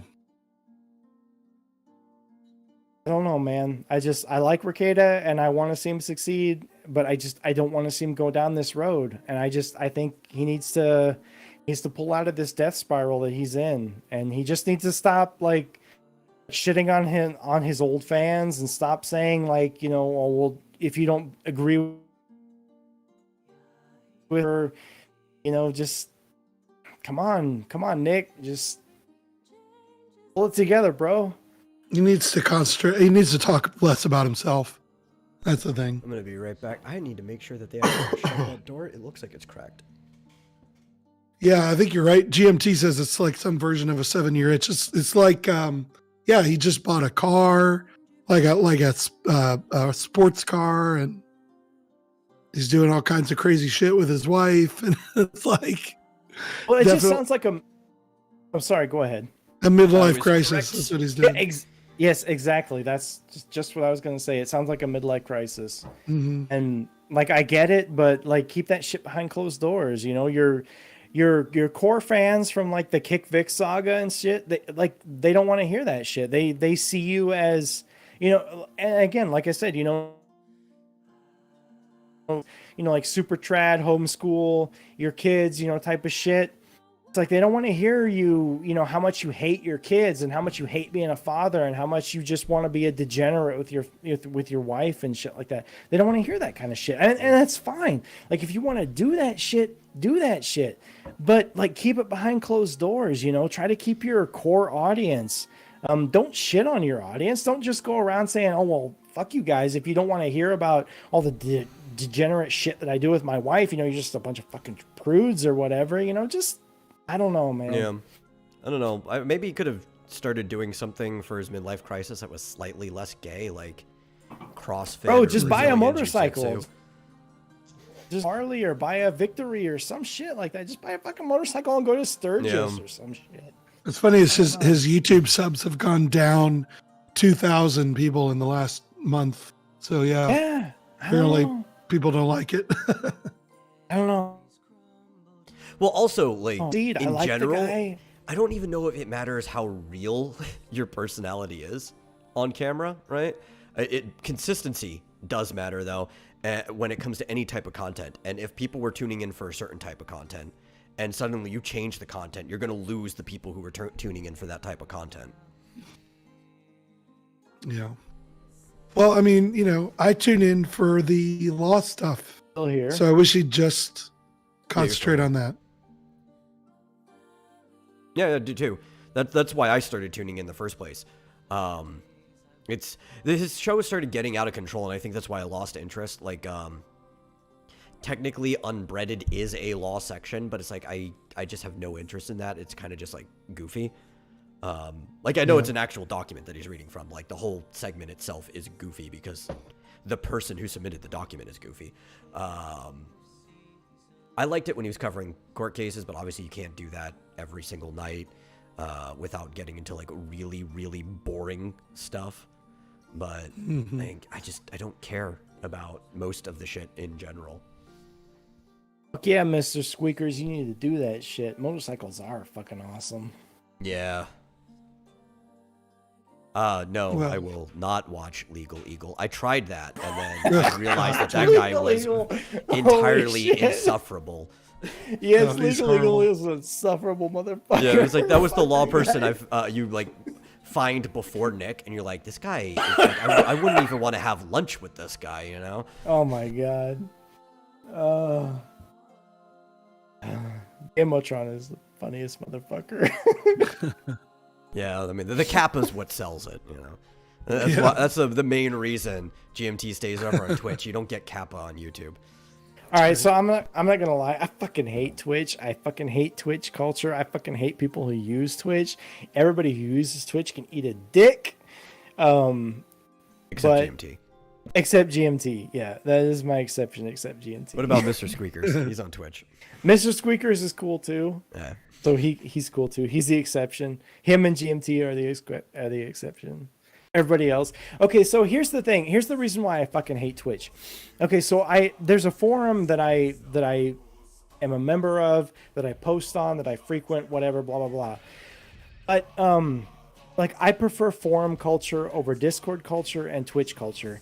And when I see the Twitch culture and the Discord culture bleed into the forum culture, it fucking pisses me off, and I fucking hate these Discord people. I'm sorry. There are a lot of words that I want to say that I know that I can't say on YouTube or Twitch, and so I'm trying to control myself.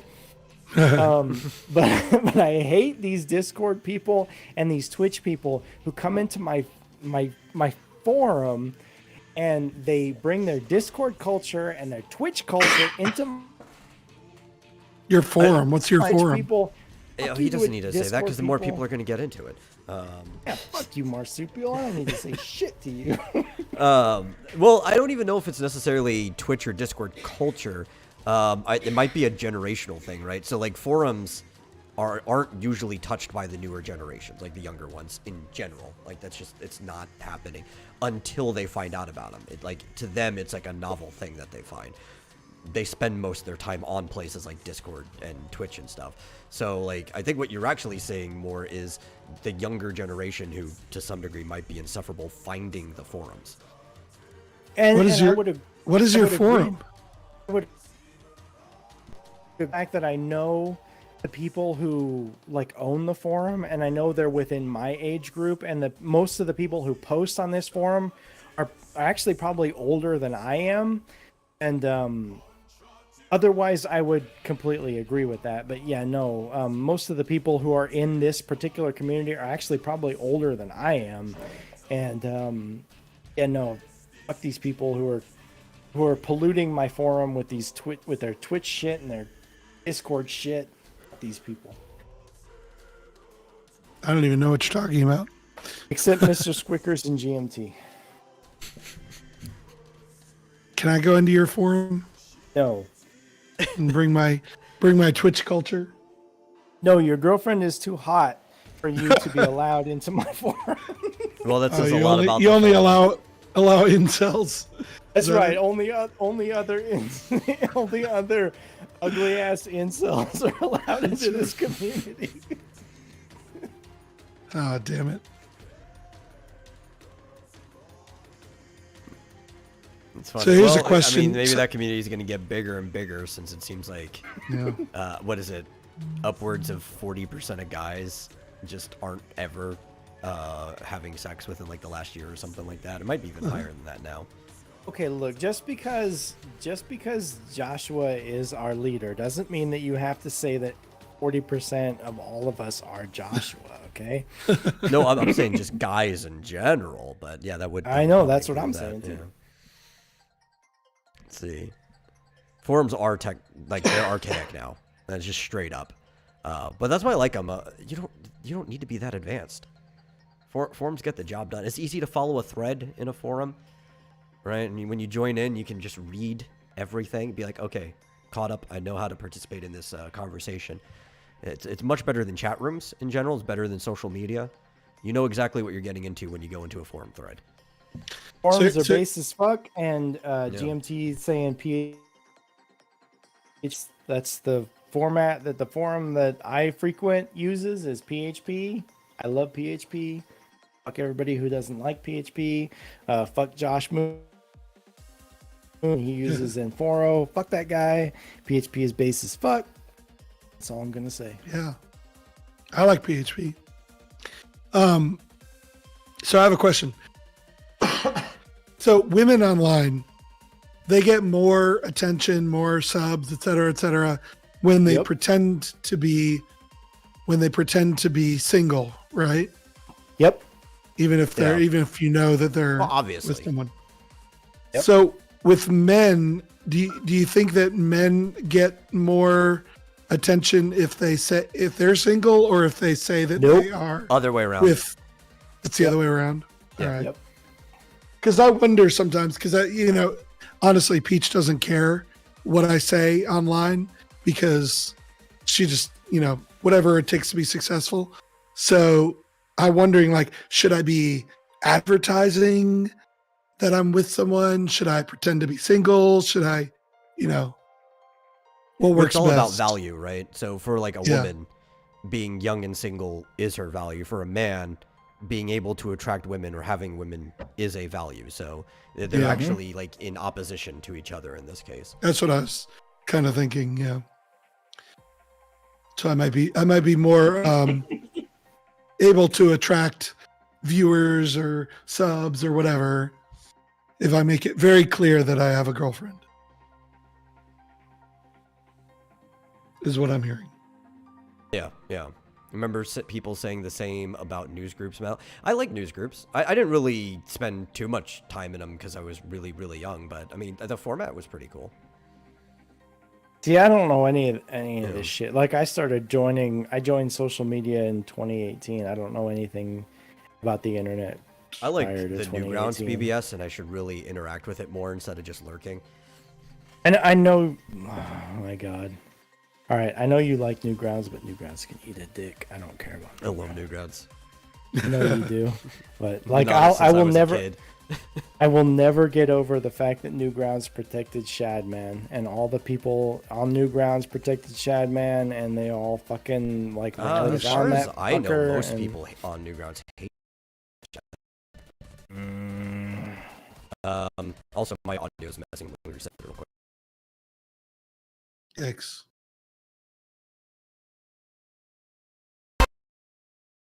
What is happening? I don't know. Are we still online?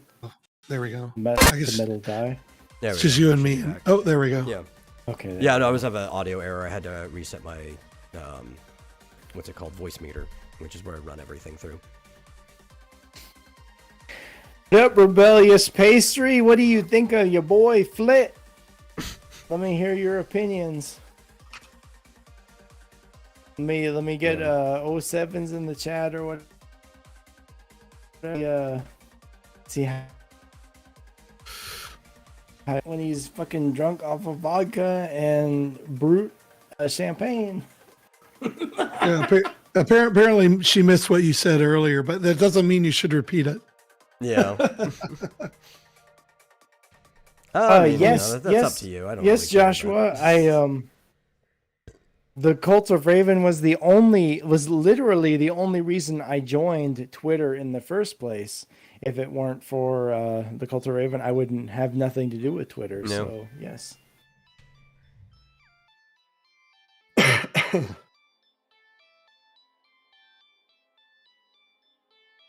Oy. I'm sorry, Metal. Oh no, sorry. That was more of a.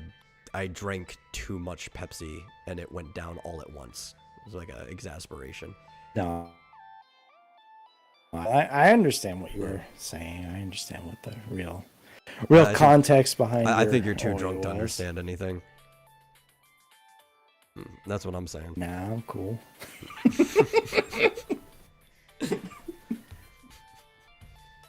I'll summarize what Flit said about Rebellious. Hated you completely at first, but you're slowly warming up to him on Rick's show. And if you last longer on there, you'll probably warm up to him more. That's basically what he said in a nutshell.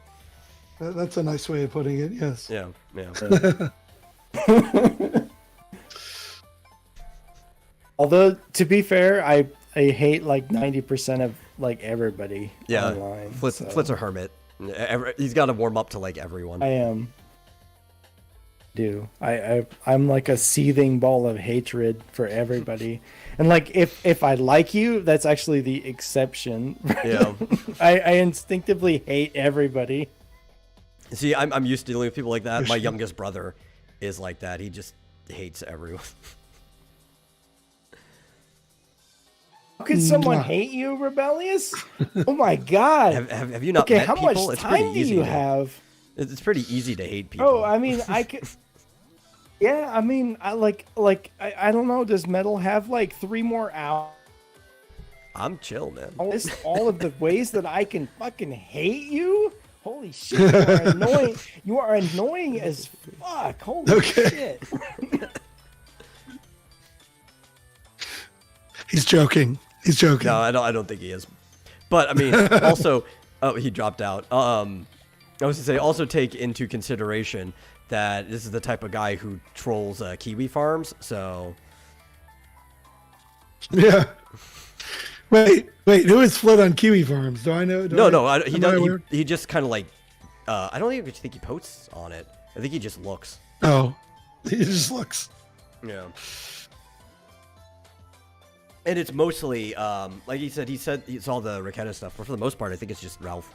He's just on Kiwi Farms to find Ethan Ralph and look at like whatever's going wrong with him these days. Yeah, we dropped Flit. I don't know. I don't know if it was his internet. He was having problems, or if his self-consciousness got the best of him. Did the stream die? No, just you. Yeah, it was just him. Yeah, you need to log back in. You need to log back into Discord or something. Whatever it is.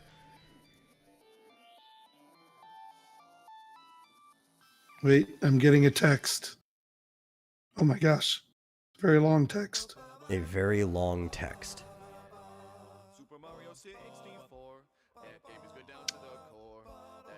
I love those ones where they put words to songs that don't have words.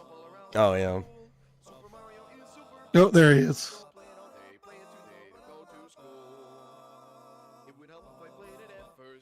Hello there. Hey, there you are. Yeah. We can hear you. I don't think the Chinese like me. Or the furries, whichever. Somebody.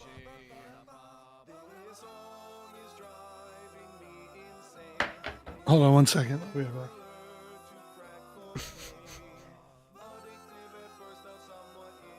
Not gonna lie, I'm having a very hard time being able to focus on like literally anything at this point.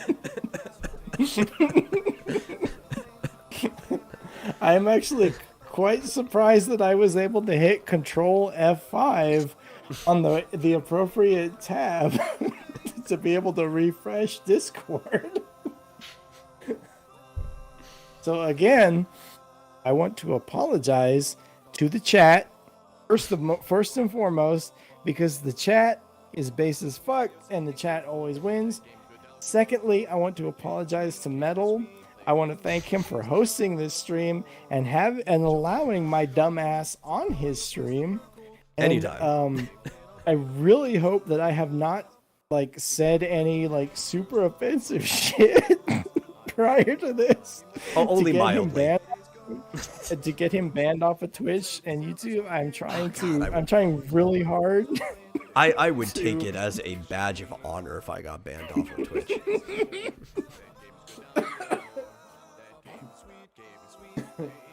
I also want to say that Joshua is the best leader of the Cult of Raven. like there's no joke behind that. No. Joshua is the best. And that Marsupial can eat a dick. He has the worst opinions on literally everything. Has an opinion on, and it is just a bad opinion on something. Well, I mean, he has the opinion that his girlfriend's hot, so I don't know. Okay, well, no. Almost everything. His girlfriend is hot. Thank you. She's texting me. That's why I was a little bit distracted, actually. Okay. Yeah, I don't blame you. I'd be distracted if she was texting me too. But She somehow has her scanner set up, and she realized that somebody That's right. showed a picture of her on a stream. It's like, what did you do?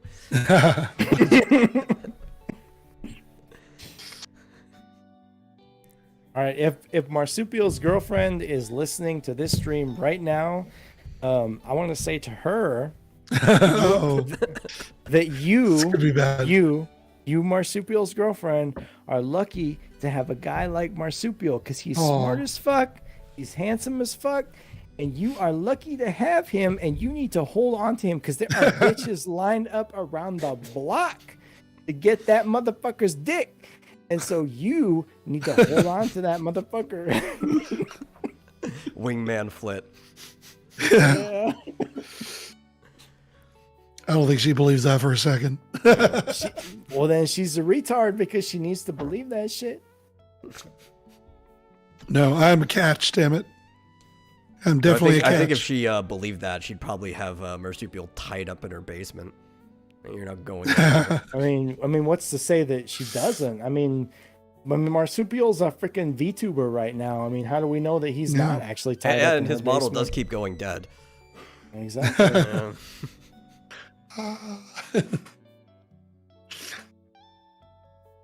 Well, That's Mr. me going Squeakers dead. needs sleep. See you later, Mr. Squeakers. All right, good night, Yeah. Mr. Squeakers. Take it easy, brother. It's 2 a.m. here too. Yeah. All right. I'm sorry, you guys. I didn't mean to keep you guys awake. Tell her she I'm gonna be needs up anyway. tell her she needs to say yes the next time I ask her to marry her. Marry me. All right. Oh, Marsupial's girlfriend, whatever the fuck your name is, I don't give a shit. Peach. You need to say yes to Marsupial because he's a fucking catch, and you need to not look. I mean, as long as you put this shit off, I mean, he's gonna whatever. There are bitches lined up around the fucking block for this guy.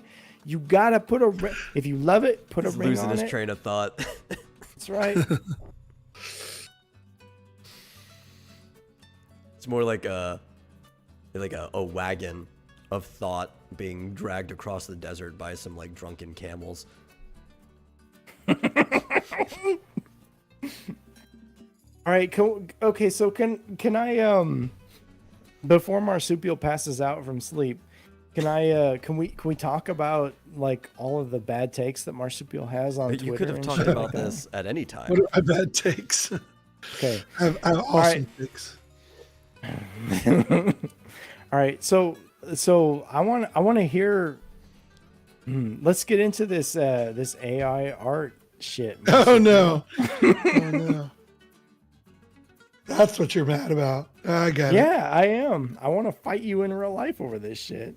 Did you watch your boy Zach's video about this? Okay, I did watch the video that you posted. Here's my opinion. Your boy Zach is a fucking moron. He is. Look, his whole shtick is that he is butthurt because he didn't get into like the club, right? He wasn't invited into the comic book club. And so he's fighting from the outside because he wasn't invited in. And that's his entire shtick, is that he's just butthurt because he wasn't invited. He's a fucking moron. He's a fucking neurotic moron. And he doesn't know what the fuck he's talking about. And he can just, whatever. He can go to hell. I don't know. But anyway. I think he's also a little butthurt that he's not a very good artist, and he's never going to be. So Well, I thought he was more a writer than an artist, though. He Well, he tried is to be an artist. He is, because his art sucks. But like, here's so does mine. So But like, here's the thing with Zach though. Like I think he could have been just fine, right? Like if he was just a writer and he hooked up with, what was his artist, like Ebi Canales? Is that who the guy who was? that's one. Also, John Malin. Malin, fuck Malin. So if he just write your shit, hook up with Ebi Canales or whatever, just make your books or whatever, and just sell Well, that's your what he's shit, doing. you know? Well, that's what he's doing. Yeah. But- I mean, but See, well, here. So my view on AI art is, it's not ready for prime time right now, and so there's nothing to worry about at the moment. But eventually, it's going to be better, and you're not going to be able to tell the difference, I don't think, between art that an AI made and art that a human made. Oh, And that's guaranteed. yeah, Which is, yeah. and so and you're not going to stop it. See, you might as well find a way to make it work for you, rather than just spitting in the wind and tilting at windmills or whatever analogy you want to say. It's just, you're not going to stop it. So you might as well accept that it's coming and Well, I think either be better or this shows a big problem. find ways to use it. Because I was on a few different conversations. One recently on the matriarchy, and I actually completely agreed with one of the people on this. And my complaint's always just been semantics, right? Like, I just don't call it art because to me, art's a discipline. Like, you can call it graphics or whatever. It's a tool that can be used by anyone. Yeah. But, like, at the end of the day, it's all semantics. What this is going to do is it's going to free up talent that's been locked down into kind of like a dead end. What I mean by that, like, some people might actually use it for their own creative pursuits. Obviously, there's going to be some people who get better at using it than others, and they're going to stand out. But depending on what your creative venture is, there are going to be some things that, at least for quite some time, AI graphics will not be able to fully incorporate into, just for interface reasons, right? Like, people are going to have to come up with, like, novel interfaces to integrate the artificial intelligence into other things. Like, I know Photoshop and Clip Studio's already started on that, but how consistent and well that will be might take a little while. But the bigger thing is there are people who are talented who thought they could ride on just, like, pure ability, right? That, like, these pinup artists on the internet that are probably just going to lose out for being, like, photorealistic pinup artists when an AI can beat it. I think, like, what it's going to do is it's going to force people to be more novel, right? It's like, sure, you can mimic somebody else's style, but you can also make your own style. And even if an AI can emulate your style, it's still not you, right? There's a difference if you're the one who signs it. And also comics, for example, is one of them. It's going to be really hard, at least for quite a while, for AI to be able to do some of the things that people do in comics, like layouts and stuff. It'll take a little bit for them to be able to do, like, dynamic breakouts, right, where, like, the hand is coming out of the panel and stuff, because some of that stuff would be hard to teach the machine that involves an eye. So, like, those people who were just getting away at doing, like, not novel stuff will be forced to have to retreat back into the novel world where artists should be anyway, right? And I think this is good because it'll help people with concept art too. Concept art has always been, like, a barrier for people to enter almost any field. It's like, well, boom, you don't have to worry about a concept artist. Honestly, most artists probably shouldn't be stuck in concept art anyway. There's all kinds of, like, and here's things the that thing. frees up and can aid people as a tool. Yeah. And here's the thing. I'm not going to be able to, like, what you're going to be able to do is basically what you can do now with an artist. If you have an idea where you're like, okay, I want a panel where a guy is standing here and a woman standing here and they're doing this and this is happening and blah, blah, blah, blah, blah. And you can describe all that because you have it locked in your brain of how that's supposed to look. You're going to be able to type that all out and AI will generate for you. But that's not going to magically, I mean, it's almost an art form for you to even be able to, this is kind of what Zach got into, be able to visualize that in your head. And there's all these scenes that people have locked in their head that are extremely difficult for them to get out of their head and onto paper. And that's what they're currently hiring artists to do. And I also think, in that same degree, that artists are going to be the ones mostly using this, or people who have trained in art, even if maybe it's questionable if they're doing art. Well, because, like, most people don't know what looks good until they see it, right? So, like, maybe, like, you could Shakespeare, like, Thousand Monkeys on a typewriter will eventually write it, right? But, like, so you could hit the prompt over and over until magically you see the thing that just blows your mind, right? But if you actually have somebody who's trained in art, they could do it, and they would know the closer things to type. It might take them less time to do it because they'll recognize the right thing when they see it. Like, there'll still be a difference of the trained eye to the untrained eye. Yeah, see, I mean, that is very important. See, I have a very untrained eye, so I don't even know what looks good. I don't even know. I couldn't even describe a scene because I don't really know, what would look good in a scene. So I don't think that AI is going to, like, replace everybody. I think there's still going to be room for people who have this artistic vision in their head where they're going to be able to just describe it and get it maybe cheaper, maybe faster on paper, but it's still not going to replace that creative vision that, for instance, I don't have. So, and you know, someone like you or Flit might have. So I think it'll make your jobs easier. Well, I think what it also does is it'll get rid of the delusion for most people that they can live on commissions alone. Because it's kind of like this delusion. Most people art isn't even good enough for people to want to commission it. But maybe they'll get like a friend or somebody who wants to do it once in a blue moon. I mean, and then it decentralizes in the casual end. But I don't think it's really going to negatively affect the professional end too much. Mm-hmm. Yeah. So I mean, is it gonna cause somebody some people some pain? Yeah, I think so. I think it's going to cause a lot of people who were able to make a living before to not be able to make a living doing what they're doing now. Yeah. But I think it'll help other people who maybe have this creative vision, but either don't have the means or don't know how to even,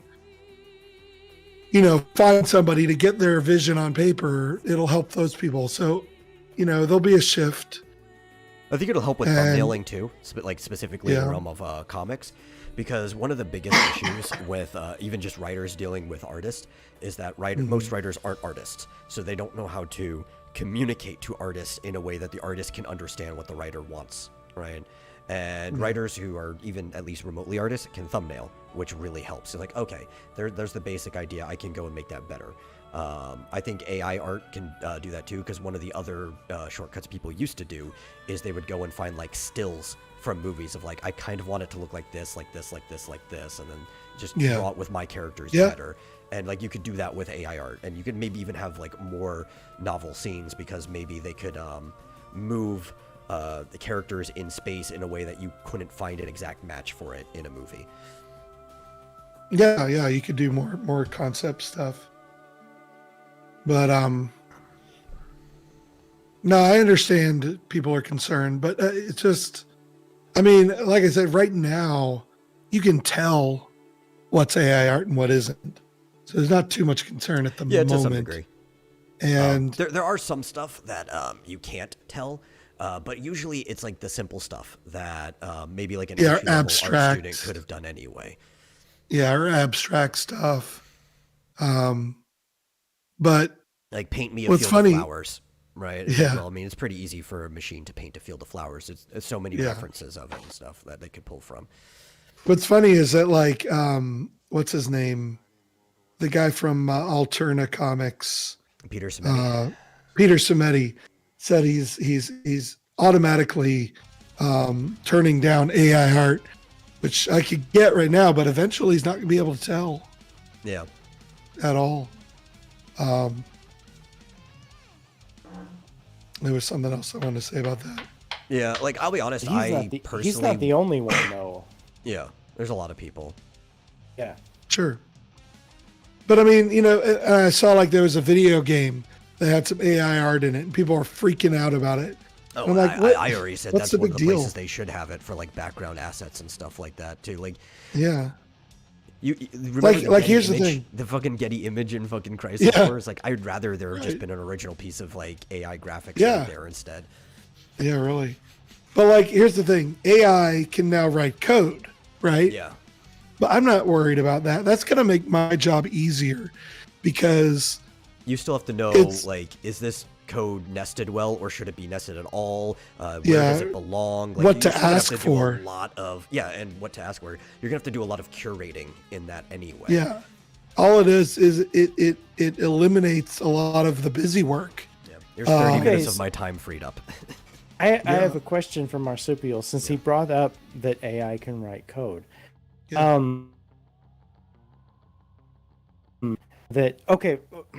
First of all, none of this shit is AI. It's deep learning. Let's take that. Well, to be fair, machine learning and deep learning is artificial intelligence. It mimics intelligence, but it's not really intelligence. No, I disagree with that completely.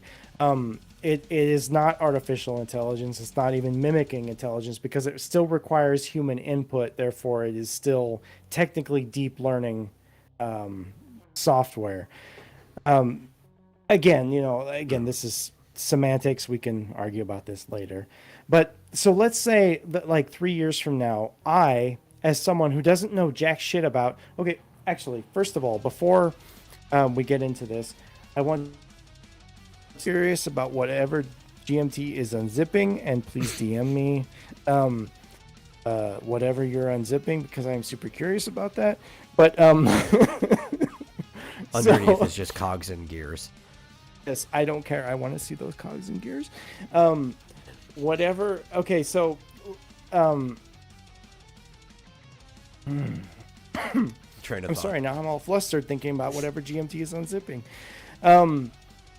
But regardless, so let's say like 3 years from now, let's say someone like me who knows literally nothing about programming can simply type into a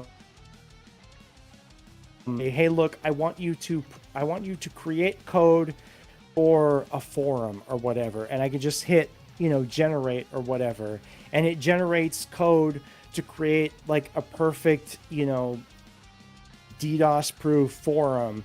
Would you not be, like you, Marsupial, as a programmer, would you not be like offended by that someone like me could simply just create a perfectly DDoS proof forum? Whereas you who've spent your entire adult life, learning C++ or whatever, C# or whatever, how to code and shit like that. Like, how would you feel about that?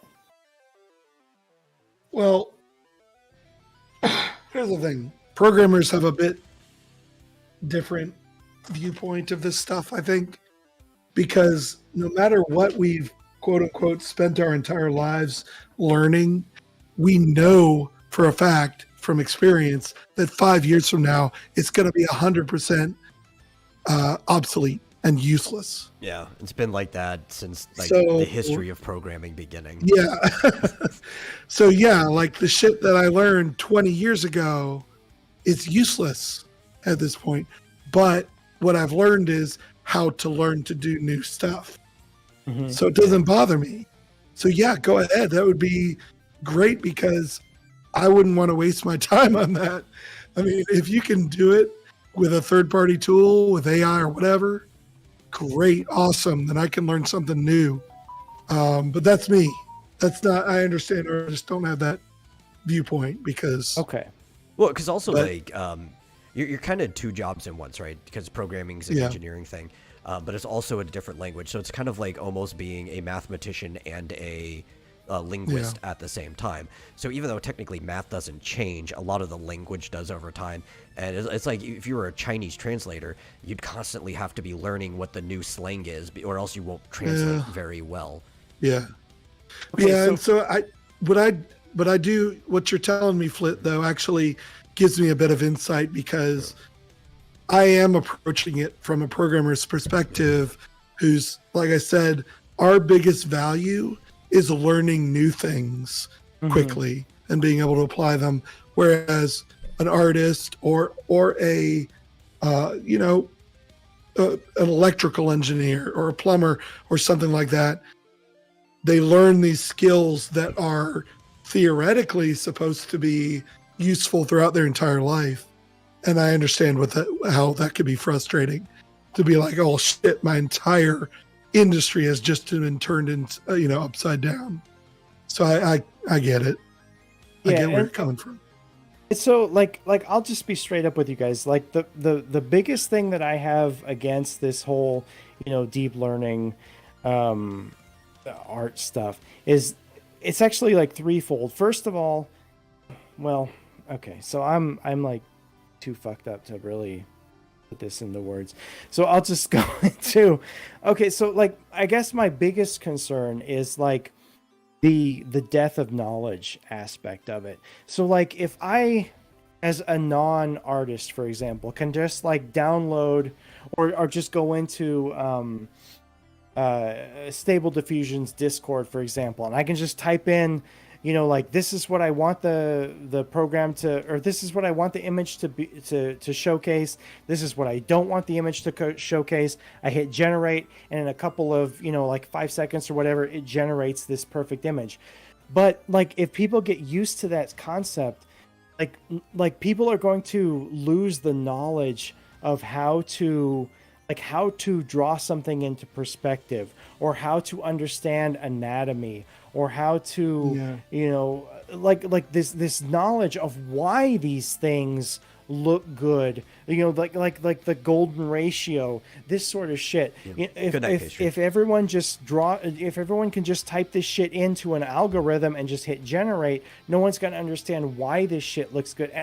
I don't know. I'm sorry. I wish I would have been more sober when I had brought this topic up. I get that, but that's also a problem I have with just modern education as well, right? Like we're centered around almost the same thing with this like generated art. It's all about numbers, quantity over quality. So like even if you remember a lot of schooling, a lot of the stuff they didn't tell you why for anything, right? It was just like, this is the answer, this is the answer, this is the answer. And you see that a lot everywhere. It's like, how can we pump this out? How many people can we get to know this thing, do this thing, so on and so forth. So like that is just the exaggeration of a general problem that's being had. And I see this working with young artists all the time, and I'm just like, fundamentals, right? I don't care if you want to be a cartoonist. I prefer to do cartoons, but if you aren't doing your fundamentals, your cartoons aren't even going to look as good as they could. Yeah.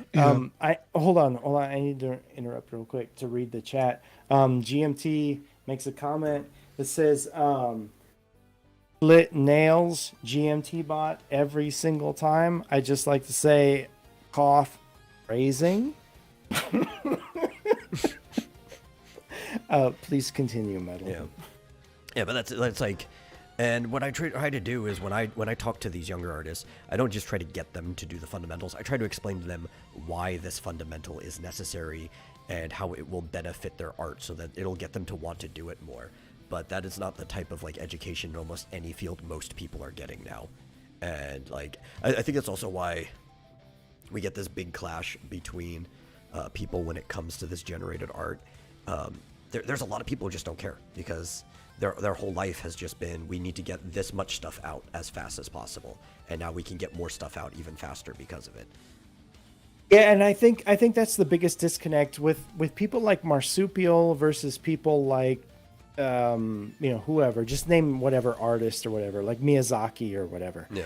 I think there's this there's this disconnect between art as a commodity versus art as art. And I think like people like Marsupial and people like Mark Kern and those kind of people are seeing art as a commodity. They're seeing like, look, if you want to be productive in this business, in the business of art, then you're gonna have to use these, deep learning tools. You're gonna have to learn to use stable diffusion. You're gonna have to learn to use all this shit to be able to produce this shit at a consistent rate.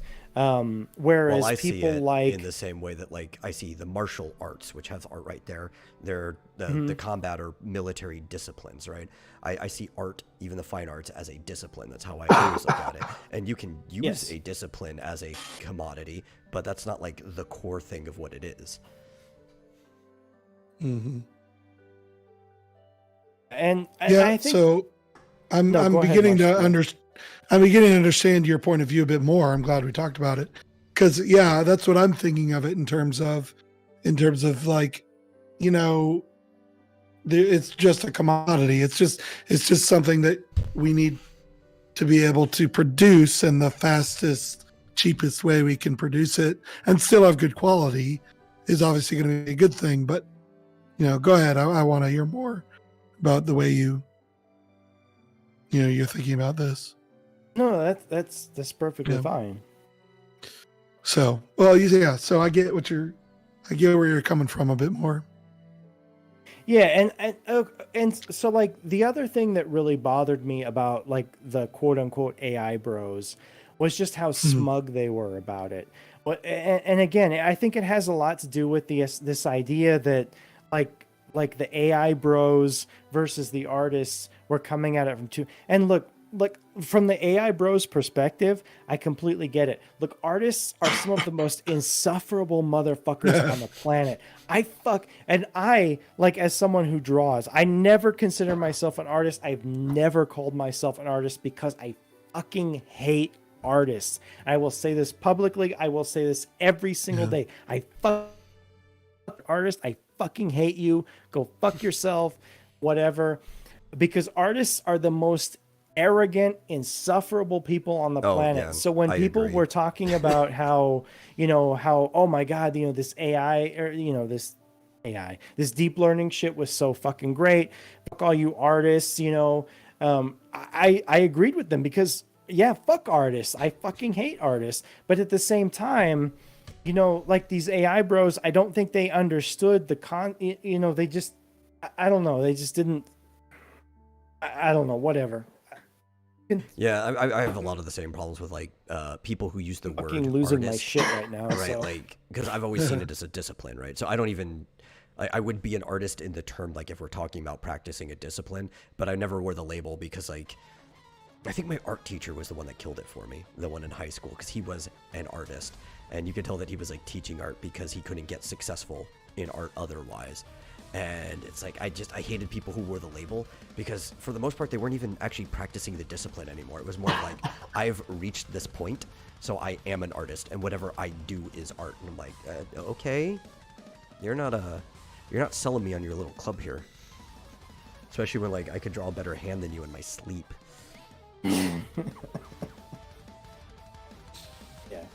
My personal opinion is that art died in the 1860s. That was where art died with whatever. It died in the 1860s. Everything after that is no longer considered art because it's modernist bullshit. Except for whatever. I can't. Comic book art.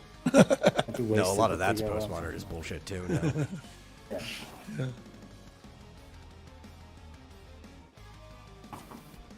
But anyway, the point was that like people like Mark Kern specifically, and I don't mean to pick up because I love the guy. I follow him on Twitter. I love the guy. What I felt like was that him and people like him were just so smug about this this machine learning stuff or this deep learning stuff. Sorry, it's not even machine learning, it's deep learning stuff. They were just so smug about it. It was like, and I think a lot of artists were just suddenly hit with this, like overnight. They woke up one day and suddenly they saw this deep learn. They saw stable diffusion, and they saw like this image to image stuff, and they were like, holy shit, I am completely out of a job now, because like most shit artists or mid-level artists are completely fucked over now because this stable diffusion can do crap or mid-tier art better than a human could. And I think it was just that smug arrogance that people were like, okay, well, whatever, bro, you just got to learn to use this shit, or go fuck yourself, or you're just out of a job or whatever. And I think it was just that sort of arrogance that a lot of people thought, that a lot of people saw, that a lot of people negatively reacted to. Right. I was a counter smugness, and they accidentally hit a target they weren't aiming for. Right. And there was at the same time not just the graphical art, but there was also the other forms of liberal arts, like the writing. AI will take your journalist job and stuff, and it was like equally being aimed at the like learn to code crowd. Remember, like the miners should just learn to code. Now we're telling journalists to learn to code, and it hit people that it wasn't intending to hit at the same time. Learn to code, artists. Yeah. Learn to prompt was like the thing they were throwing. Yeah. Learn to prompt, which was insufferably like smug, but I think like there was a target. Oh, I'm pretty sure I tweeted that. They didn't hit the ships they were aiming for necessarily. Most people that were doing that. Yeah, but, like, and I agree from that perspective like I said, too. Like if you're Grumps, right, and you're a video game programmer / designer, whatever. From that like commodity perspective, one of the limitations on video games is you can push it, but for most places, 2 years is about the cycle, because that's how long you can pay for employees and assets and everything before like the production of the game starts to eat away at the potential profits of the game. And you have to pay your employees the entire time, so you're looking to those potential profits to make up your money. And if you can like quicken a lot of steps, it's like, oh, well, we can make a better game in the same amount of time because the assets allow us to. Like, we just sped everything up by being able to pump out all of these graphics and speeding up the code by getting chunks that our coders know what to look for and to curate and what to prompt for and stuff like that. Like, I get it from that perspective, right? That just improves the efficiency of everything. And when you're in that market, efficiency is basically the whole thing. Yeah, and like I see everything from like Marsupial's perspective or Mark Kern's perspective, from the programmer's perspective of like art being a commodity and stuff like that. And I totally get that. And again, I sympathize with them, with the idea that artists are just insufferable fucking assholes, And so like when Mark Kern posted his tweet about, hey, Stable Diffusion is here, just get used to it. If you don't use it, then you're just not going to get paid anymore, or whatever, like when quote unquote Twitter artists were coming at him and giving him death threats and shit like that. Yeah, I totally get his defensive position, because those Twitter artists are complete retards for coming at him. Specifically, Twitter artists are like the worst of all artists on the internet. Yeah, but at the same time, I think if he would have worded it in a more empathetic way, to say, hey, look, I understand that this is brand new shit and you're just getting slapped in the face with this, and suddenly you're waking up one morning and, you're thinking, holy shit, I'm out of a job, I'm not getting paid anymore because people are just going to use, Stable Diffusion to create their instead of hiring an artist, hey, I totally get that, but here's what you can do to maybe, keep up with whatever. If he was more empathetic about it, and like people like, again, Marsupial, I'm using you specifically as an example. If people like you guys, you programmers, were more empathetic to the artists, I think artists would have again been more empathetic to your position too. Just say, okay, look, I get where you're coming from. I understand. But again, I also understand it from your position too, because artists are insufferable assholes. And when they, when their first knee-jerk response is to come at you guys, you AI bros or you programmers or whatever, with death threats and shit, yeah, I completely understand. You guys are like, you know what? Fuck you guys. I hope AI takes your job. Fuck you guys. So, To answer GMT's Twitter artists or former Tumblr artists, I actually have a hot take here. I think even before most of those former Tumblr artists joined the Twitter art community, that the Twitter artists were worse and more insufferable. It just now they added in more to their numbers since then.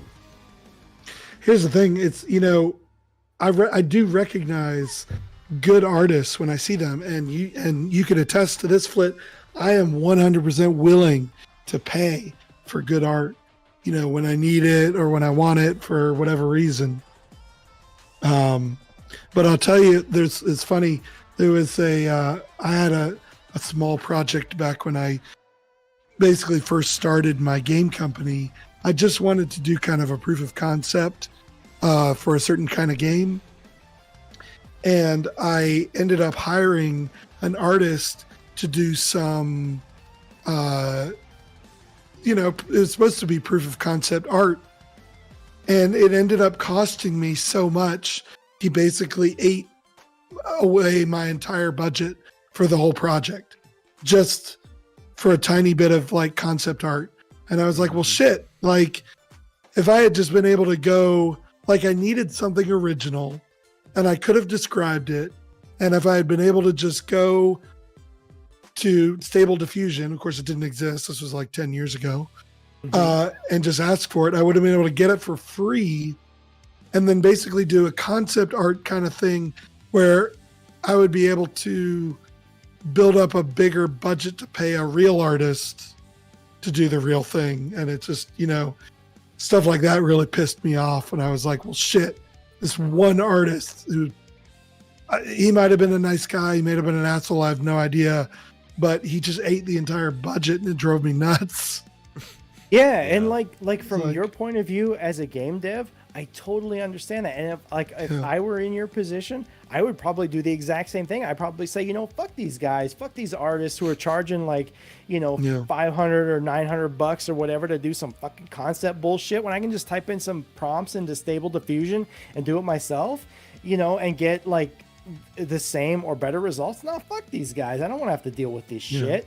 Yeah. So yeah, from your point of view, I totally get it. I think, like I said, I think the biggest problem, or I think the biggest disconnect between the quote unquote artists and the quote unquote AI bros is just the lack of empathy. Whereas like the artists don't want to see things from the AI bros point of view, and the AI bros don't want to see things from the artist point of view. And I think if there was more empathy between and among the two sides, I don't think this shit would have been, nearly as blown out of proportion as possible. The bigger problem as is that was. most of this discourse happened on Twitter, where empathy is not allowed. Yeah, really. Well, yeah. But as somebody who does art, there is one specific field that I do where I actually would love to integrate any type of deep learning graphic into it whatsoever, and it is spriting. I love spriting, but the most artistic part of spriting, the part where like your ability to design comes in, is the initial turnaround when you're doing things like that, right? I mean, if it's side scroller, you don't really need a turnaround unless you're climbing up and down ladders. It's mostly left to right, but like the initial static part, like the turnaround in an RPG, that is the artistic part. Everything after that is tedium. Like if they have like battle commands or like different poses and stuff, and if I could just do the turnaround and then like just tell them which poses until they spit out like the exact version of that sprite, but like sort of using as a base to make the other things, I would totally do that because it would save me a lot of time, and I would still get to do like the artistic part that's necessary. As man, some of these sprite sheets, they have like anywhere between 50 on the low end for an RPG up to like 500 sprites if you're doing like a fighting game. And it's like, yeah, please, AI, deep learning, help me with this. Yeah, and me personally, I am not against this shit. Like, if it were something that I could just, like, if it were like a dedicated program that I could download and like maybe like upload into the program itself, like maybe six or eight different different pictures that I have drawn, and then it could output things in my style, I would use the shit out of that. Like, as far as making, like, because I hate making backgrounds, I hate coloring. Like, if I could just use that shit to generate backgrounds, like, I'd be fine with that. The problem, it's a discrete program. It's something that like it's like it uses heavily focuses on data scraping, like scraping people's other people's art that they may not have that they have not given permission to have this program scrape their art in order to generate these composites. And I think that's the problem I have with it too. And it's like, for research purposes, what they did is completely legal. You're allowed to do that for research and development. But what they failed to do is basically say that this is a non-commercial model. Like, you'd have to have a completely different data set of people who licensed it out to make a commercial model. And I think that's where the problem comes in here. Yeah. And I don't know, like the whole thing is just I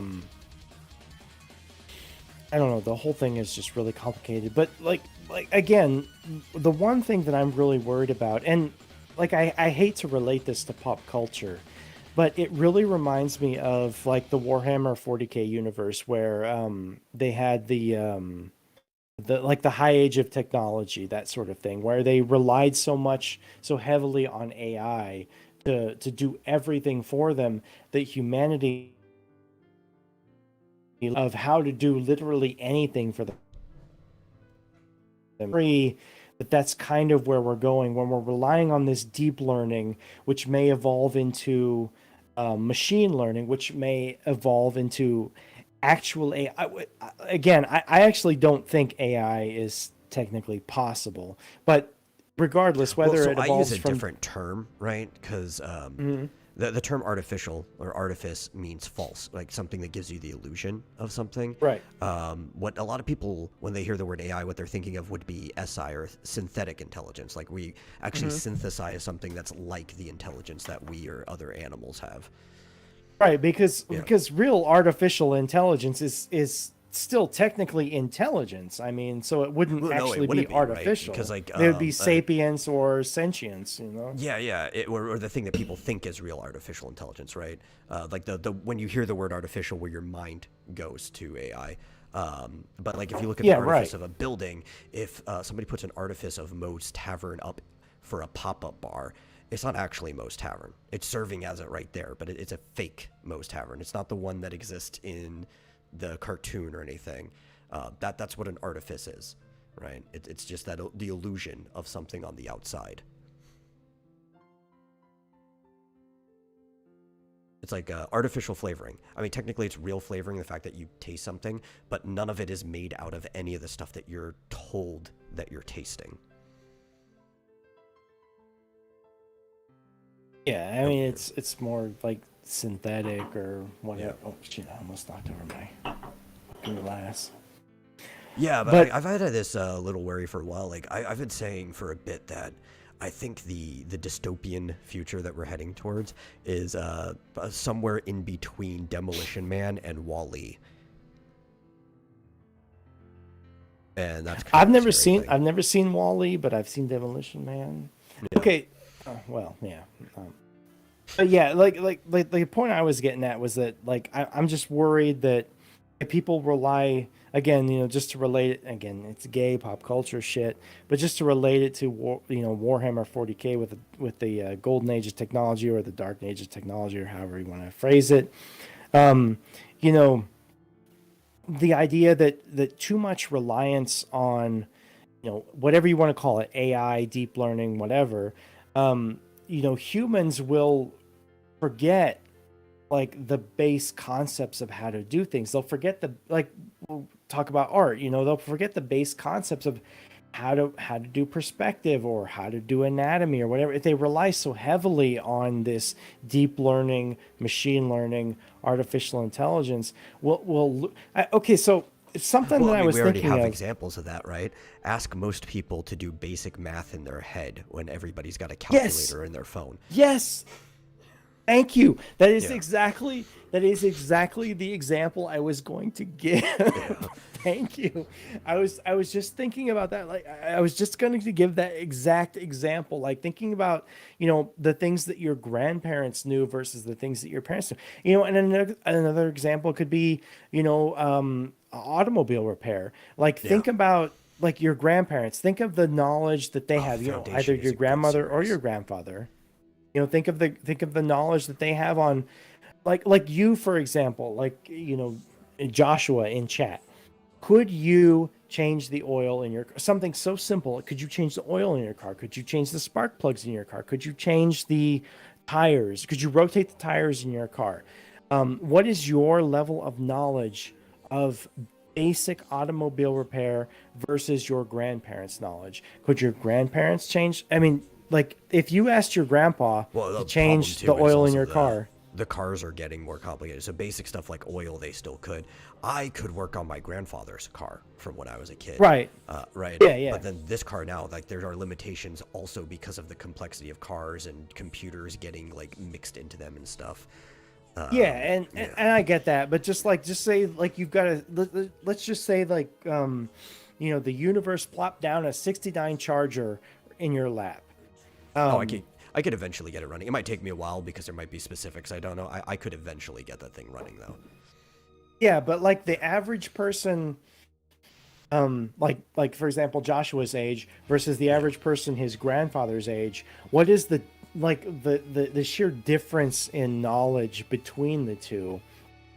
And that's kind of what I worry about with this machine learning or deep learning, or this deep learning or machine learning stuff, is like, if we rely so heavily on machine learning or deep learning to do this stuff for us, how much knowledge are we actually losing, based on like how these things are actually constructed? And I think that's what my biggest concern Yeah, is. because what people don't understand is even with memetics, a lot of the deeper knowledge to humanity is passed down through tradition. Right, so like I think you could still be having this. A lot of technology has come throughout all of history that has replaced things, but you also see in like a lot of other cultures, they still carry traditions even after that technology went. So I think the loss of passing down traditions is a bigger problem overall. Mm-hmm. Yeah, and again, my bigger concern is like how much does technology actually have a part in losing losing this knowledge and losing, because like I'll even admit, for example, like working in Clip Studio, for example, like if you were to ask me to draw a an ellipse, if you were to ask me to draw an ellipse in perspective, I don't know that I could mathematically do that. But with Clip Studio, I could simply, use the circle tool and then just transform it and move it into whatever perspective I wanted without actually having to know the mathematics behind whatever perspective, the mathematics Also, behind I think, moving Mars that is into just about ready perspective. for bed. Oh, sorry. I'm sorry, Marsupial. Yeah, that's all right. Hey, he's a grown man. He can leave anytime he wants. It's okay. I mean, we can end this anytime we want. I kind of feel I was like thinking this of is going to the top of the hour and cutting it. okay. I kind of feel like Yeah. this is all my fault anyway. So Oh no. Well, I was That's planning alright. on coming on regardless. I was saying during the show before we even talked about that that I was probably doing a midnight stream for New Year's. We did a New Year's stream not last year, but the year before that. I'm surprised we didn't do it last year as well, but yeah. But like so because I'm not blind, I do a lot of traditional art, and I have to know either how to draw an ellipse in perspective mathematically, like actually drawing my grid, or at this point I can mostly just eyeball it because I've done enough of them for just like most angles. But yeah, that is something that like the more you move into it and like machines make things easier, you kind of just like lose like the mental process of like how would I do that. yeah, and again, I just think that's really for me personally, that's just the bigger concern when we talking about this deep learning and machine learning stuff. It's just that we're losing the knowledge of how to do this kind of stuff. And I get that. Yeah, there are people out there who 100%, maybe they know even more about their grandparents on how to, work on cars, work on engines, that sort of thing. But the vast majority of people, compared to their grandparents, just have no idea what the hell they're doing. And that's the one of the big. But the overall point that I was trying to get at was that, like people like Marsupial, the AI bros, the programmers, Marsupial, Mark Kern, and yes, I'm putting both of you in that same category because yes, I put you, Marsupial, on the level of Mark Kern, so you can take that however you want. I think you take that as a compliment. Yeah, definitely. And as one category versus like the so-called Twitter artists, and another category, I think like if the two sides would have simply tried to understand each other's point of view, I think maybe this whole deep learning shit wouldn't have been such a big Joshua says, kerfluffle. my grandparents don't know all the Avengers. No, they're worthless. Then.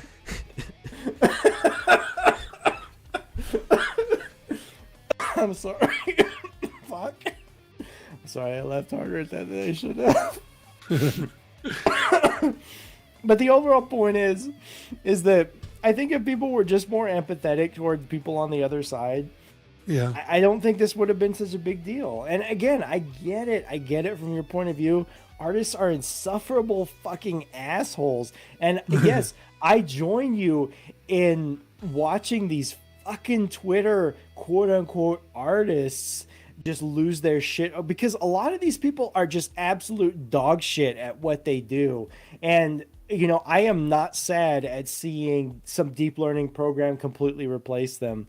But at the same time, not everybody is like that. And I think if everyone would have just been cool and just try to understand everyone else's point of view and maybe been more empathetic, I don't think this shit would have been, you know, as blown out of proportion as it has been. Oh, I hope that this ends up driving the prices down for just like graphic art in general, because my prices are low, and that's because I just understand the value of my time, and that's what my prices are set on. A lot of these artists' prices are just fucking ridiculous because it's not even just their time; they think their talent is worth more than it actually probably should be. But I mean, you know, the actual value is based on the market, and they convince people that it's worth spending their money.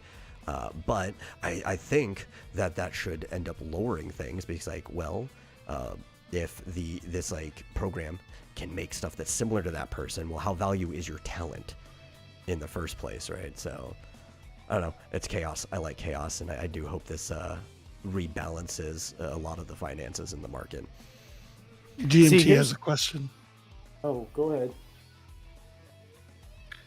She says, "What should I call what you do, Flit and Metal?" I'm not because sure. we don't like the word artist. Oh, you don't like it either, Metal?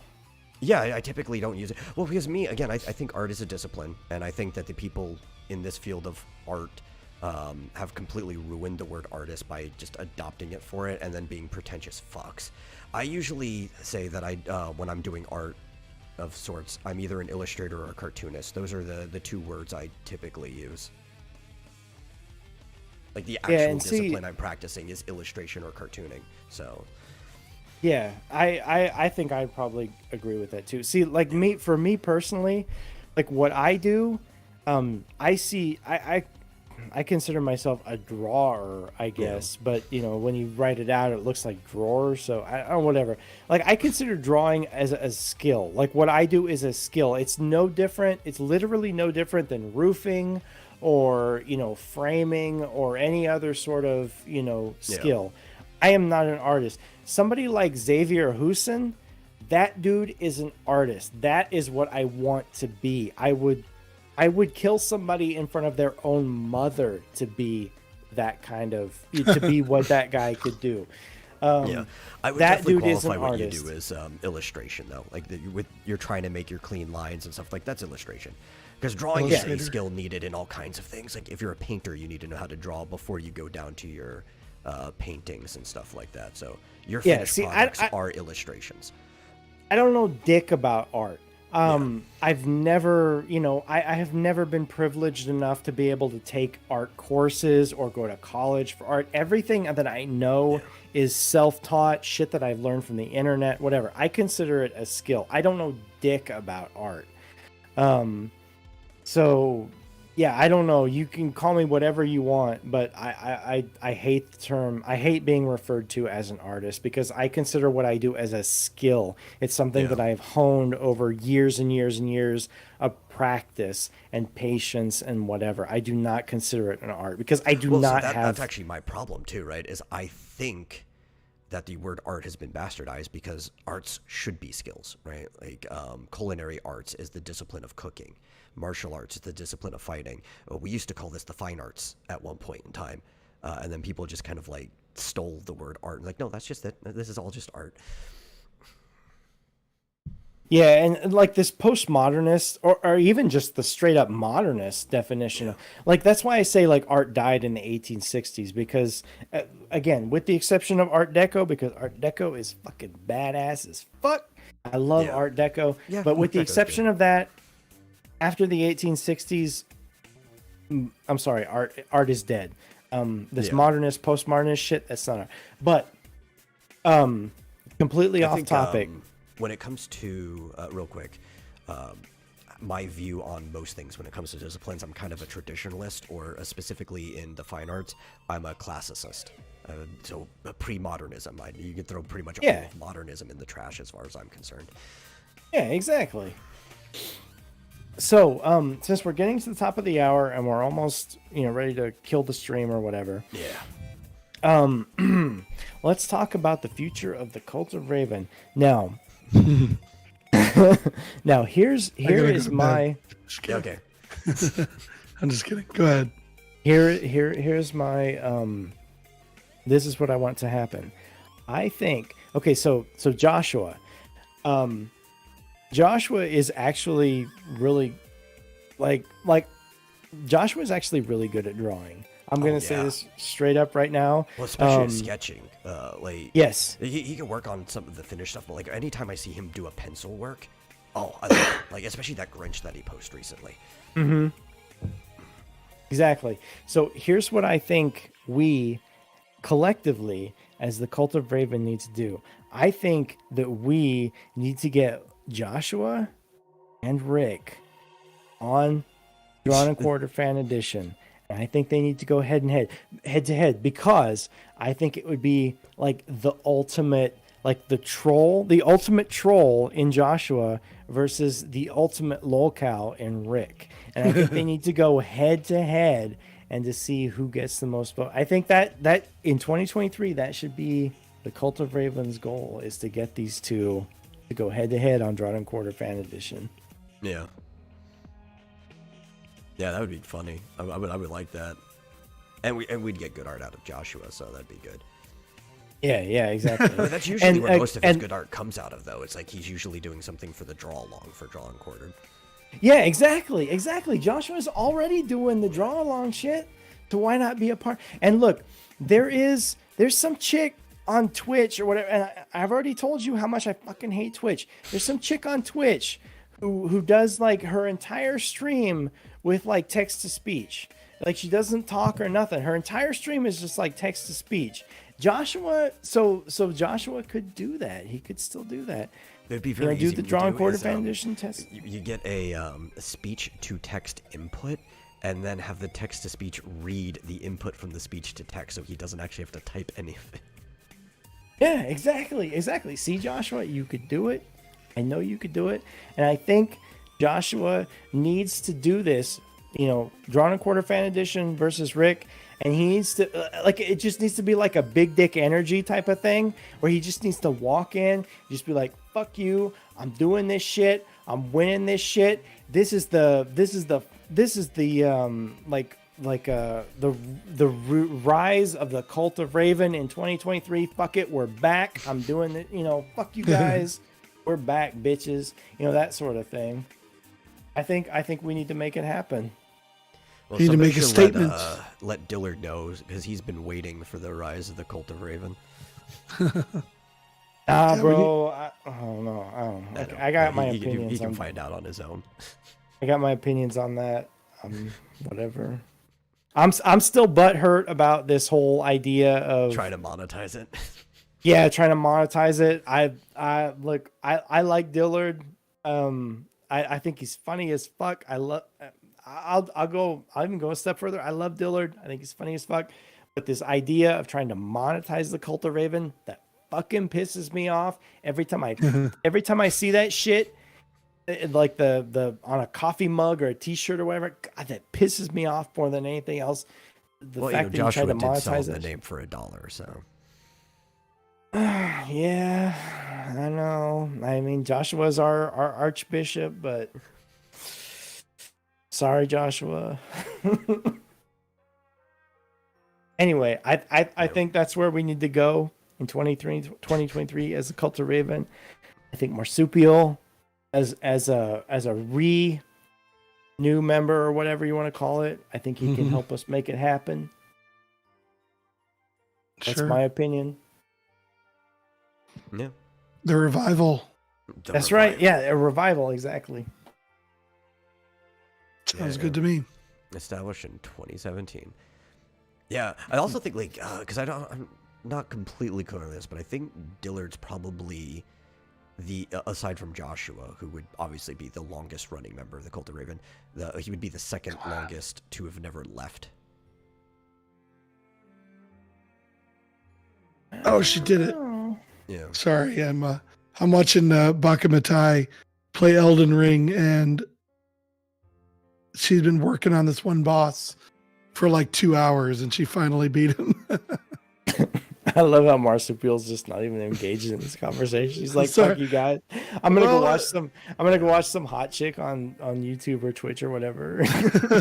First, she was working on it, and she just beat it, so it was exciting. It might be close because you remember there's a exciting. lot of people who have come in and out as well.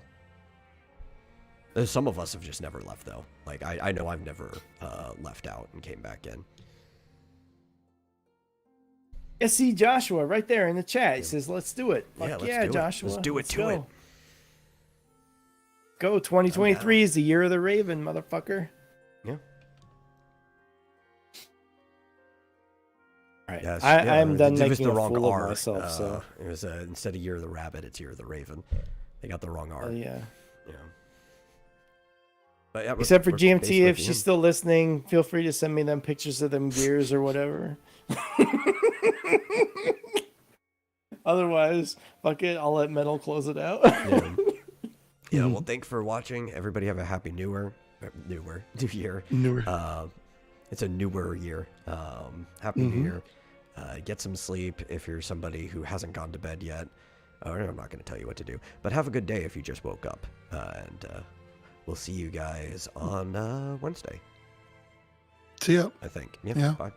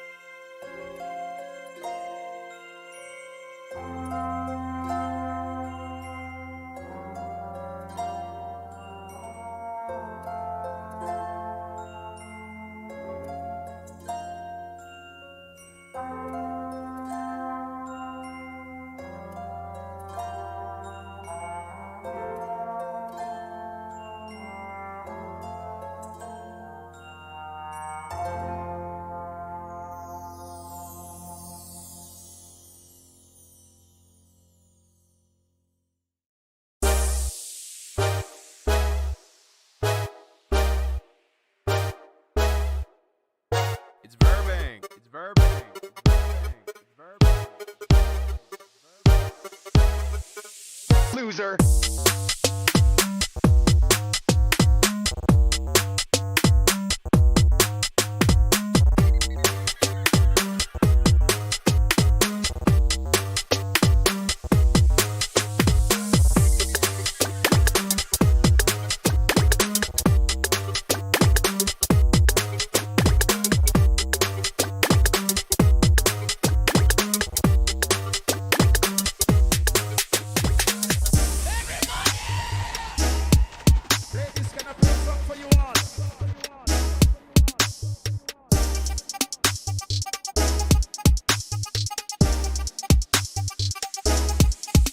Loser.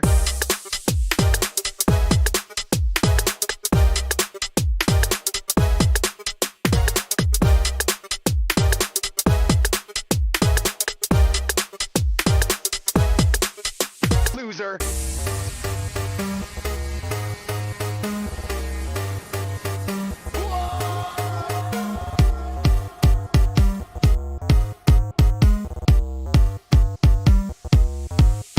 Loser.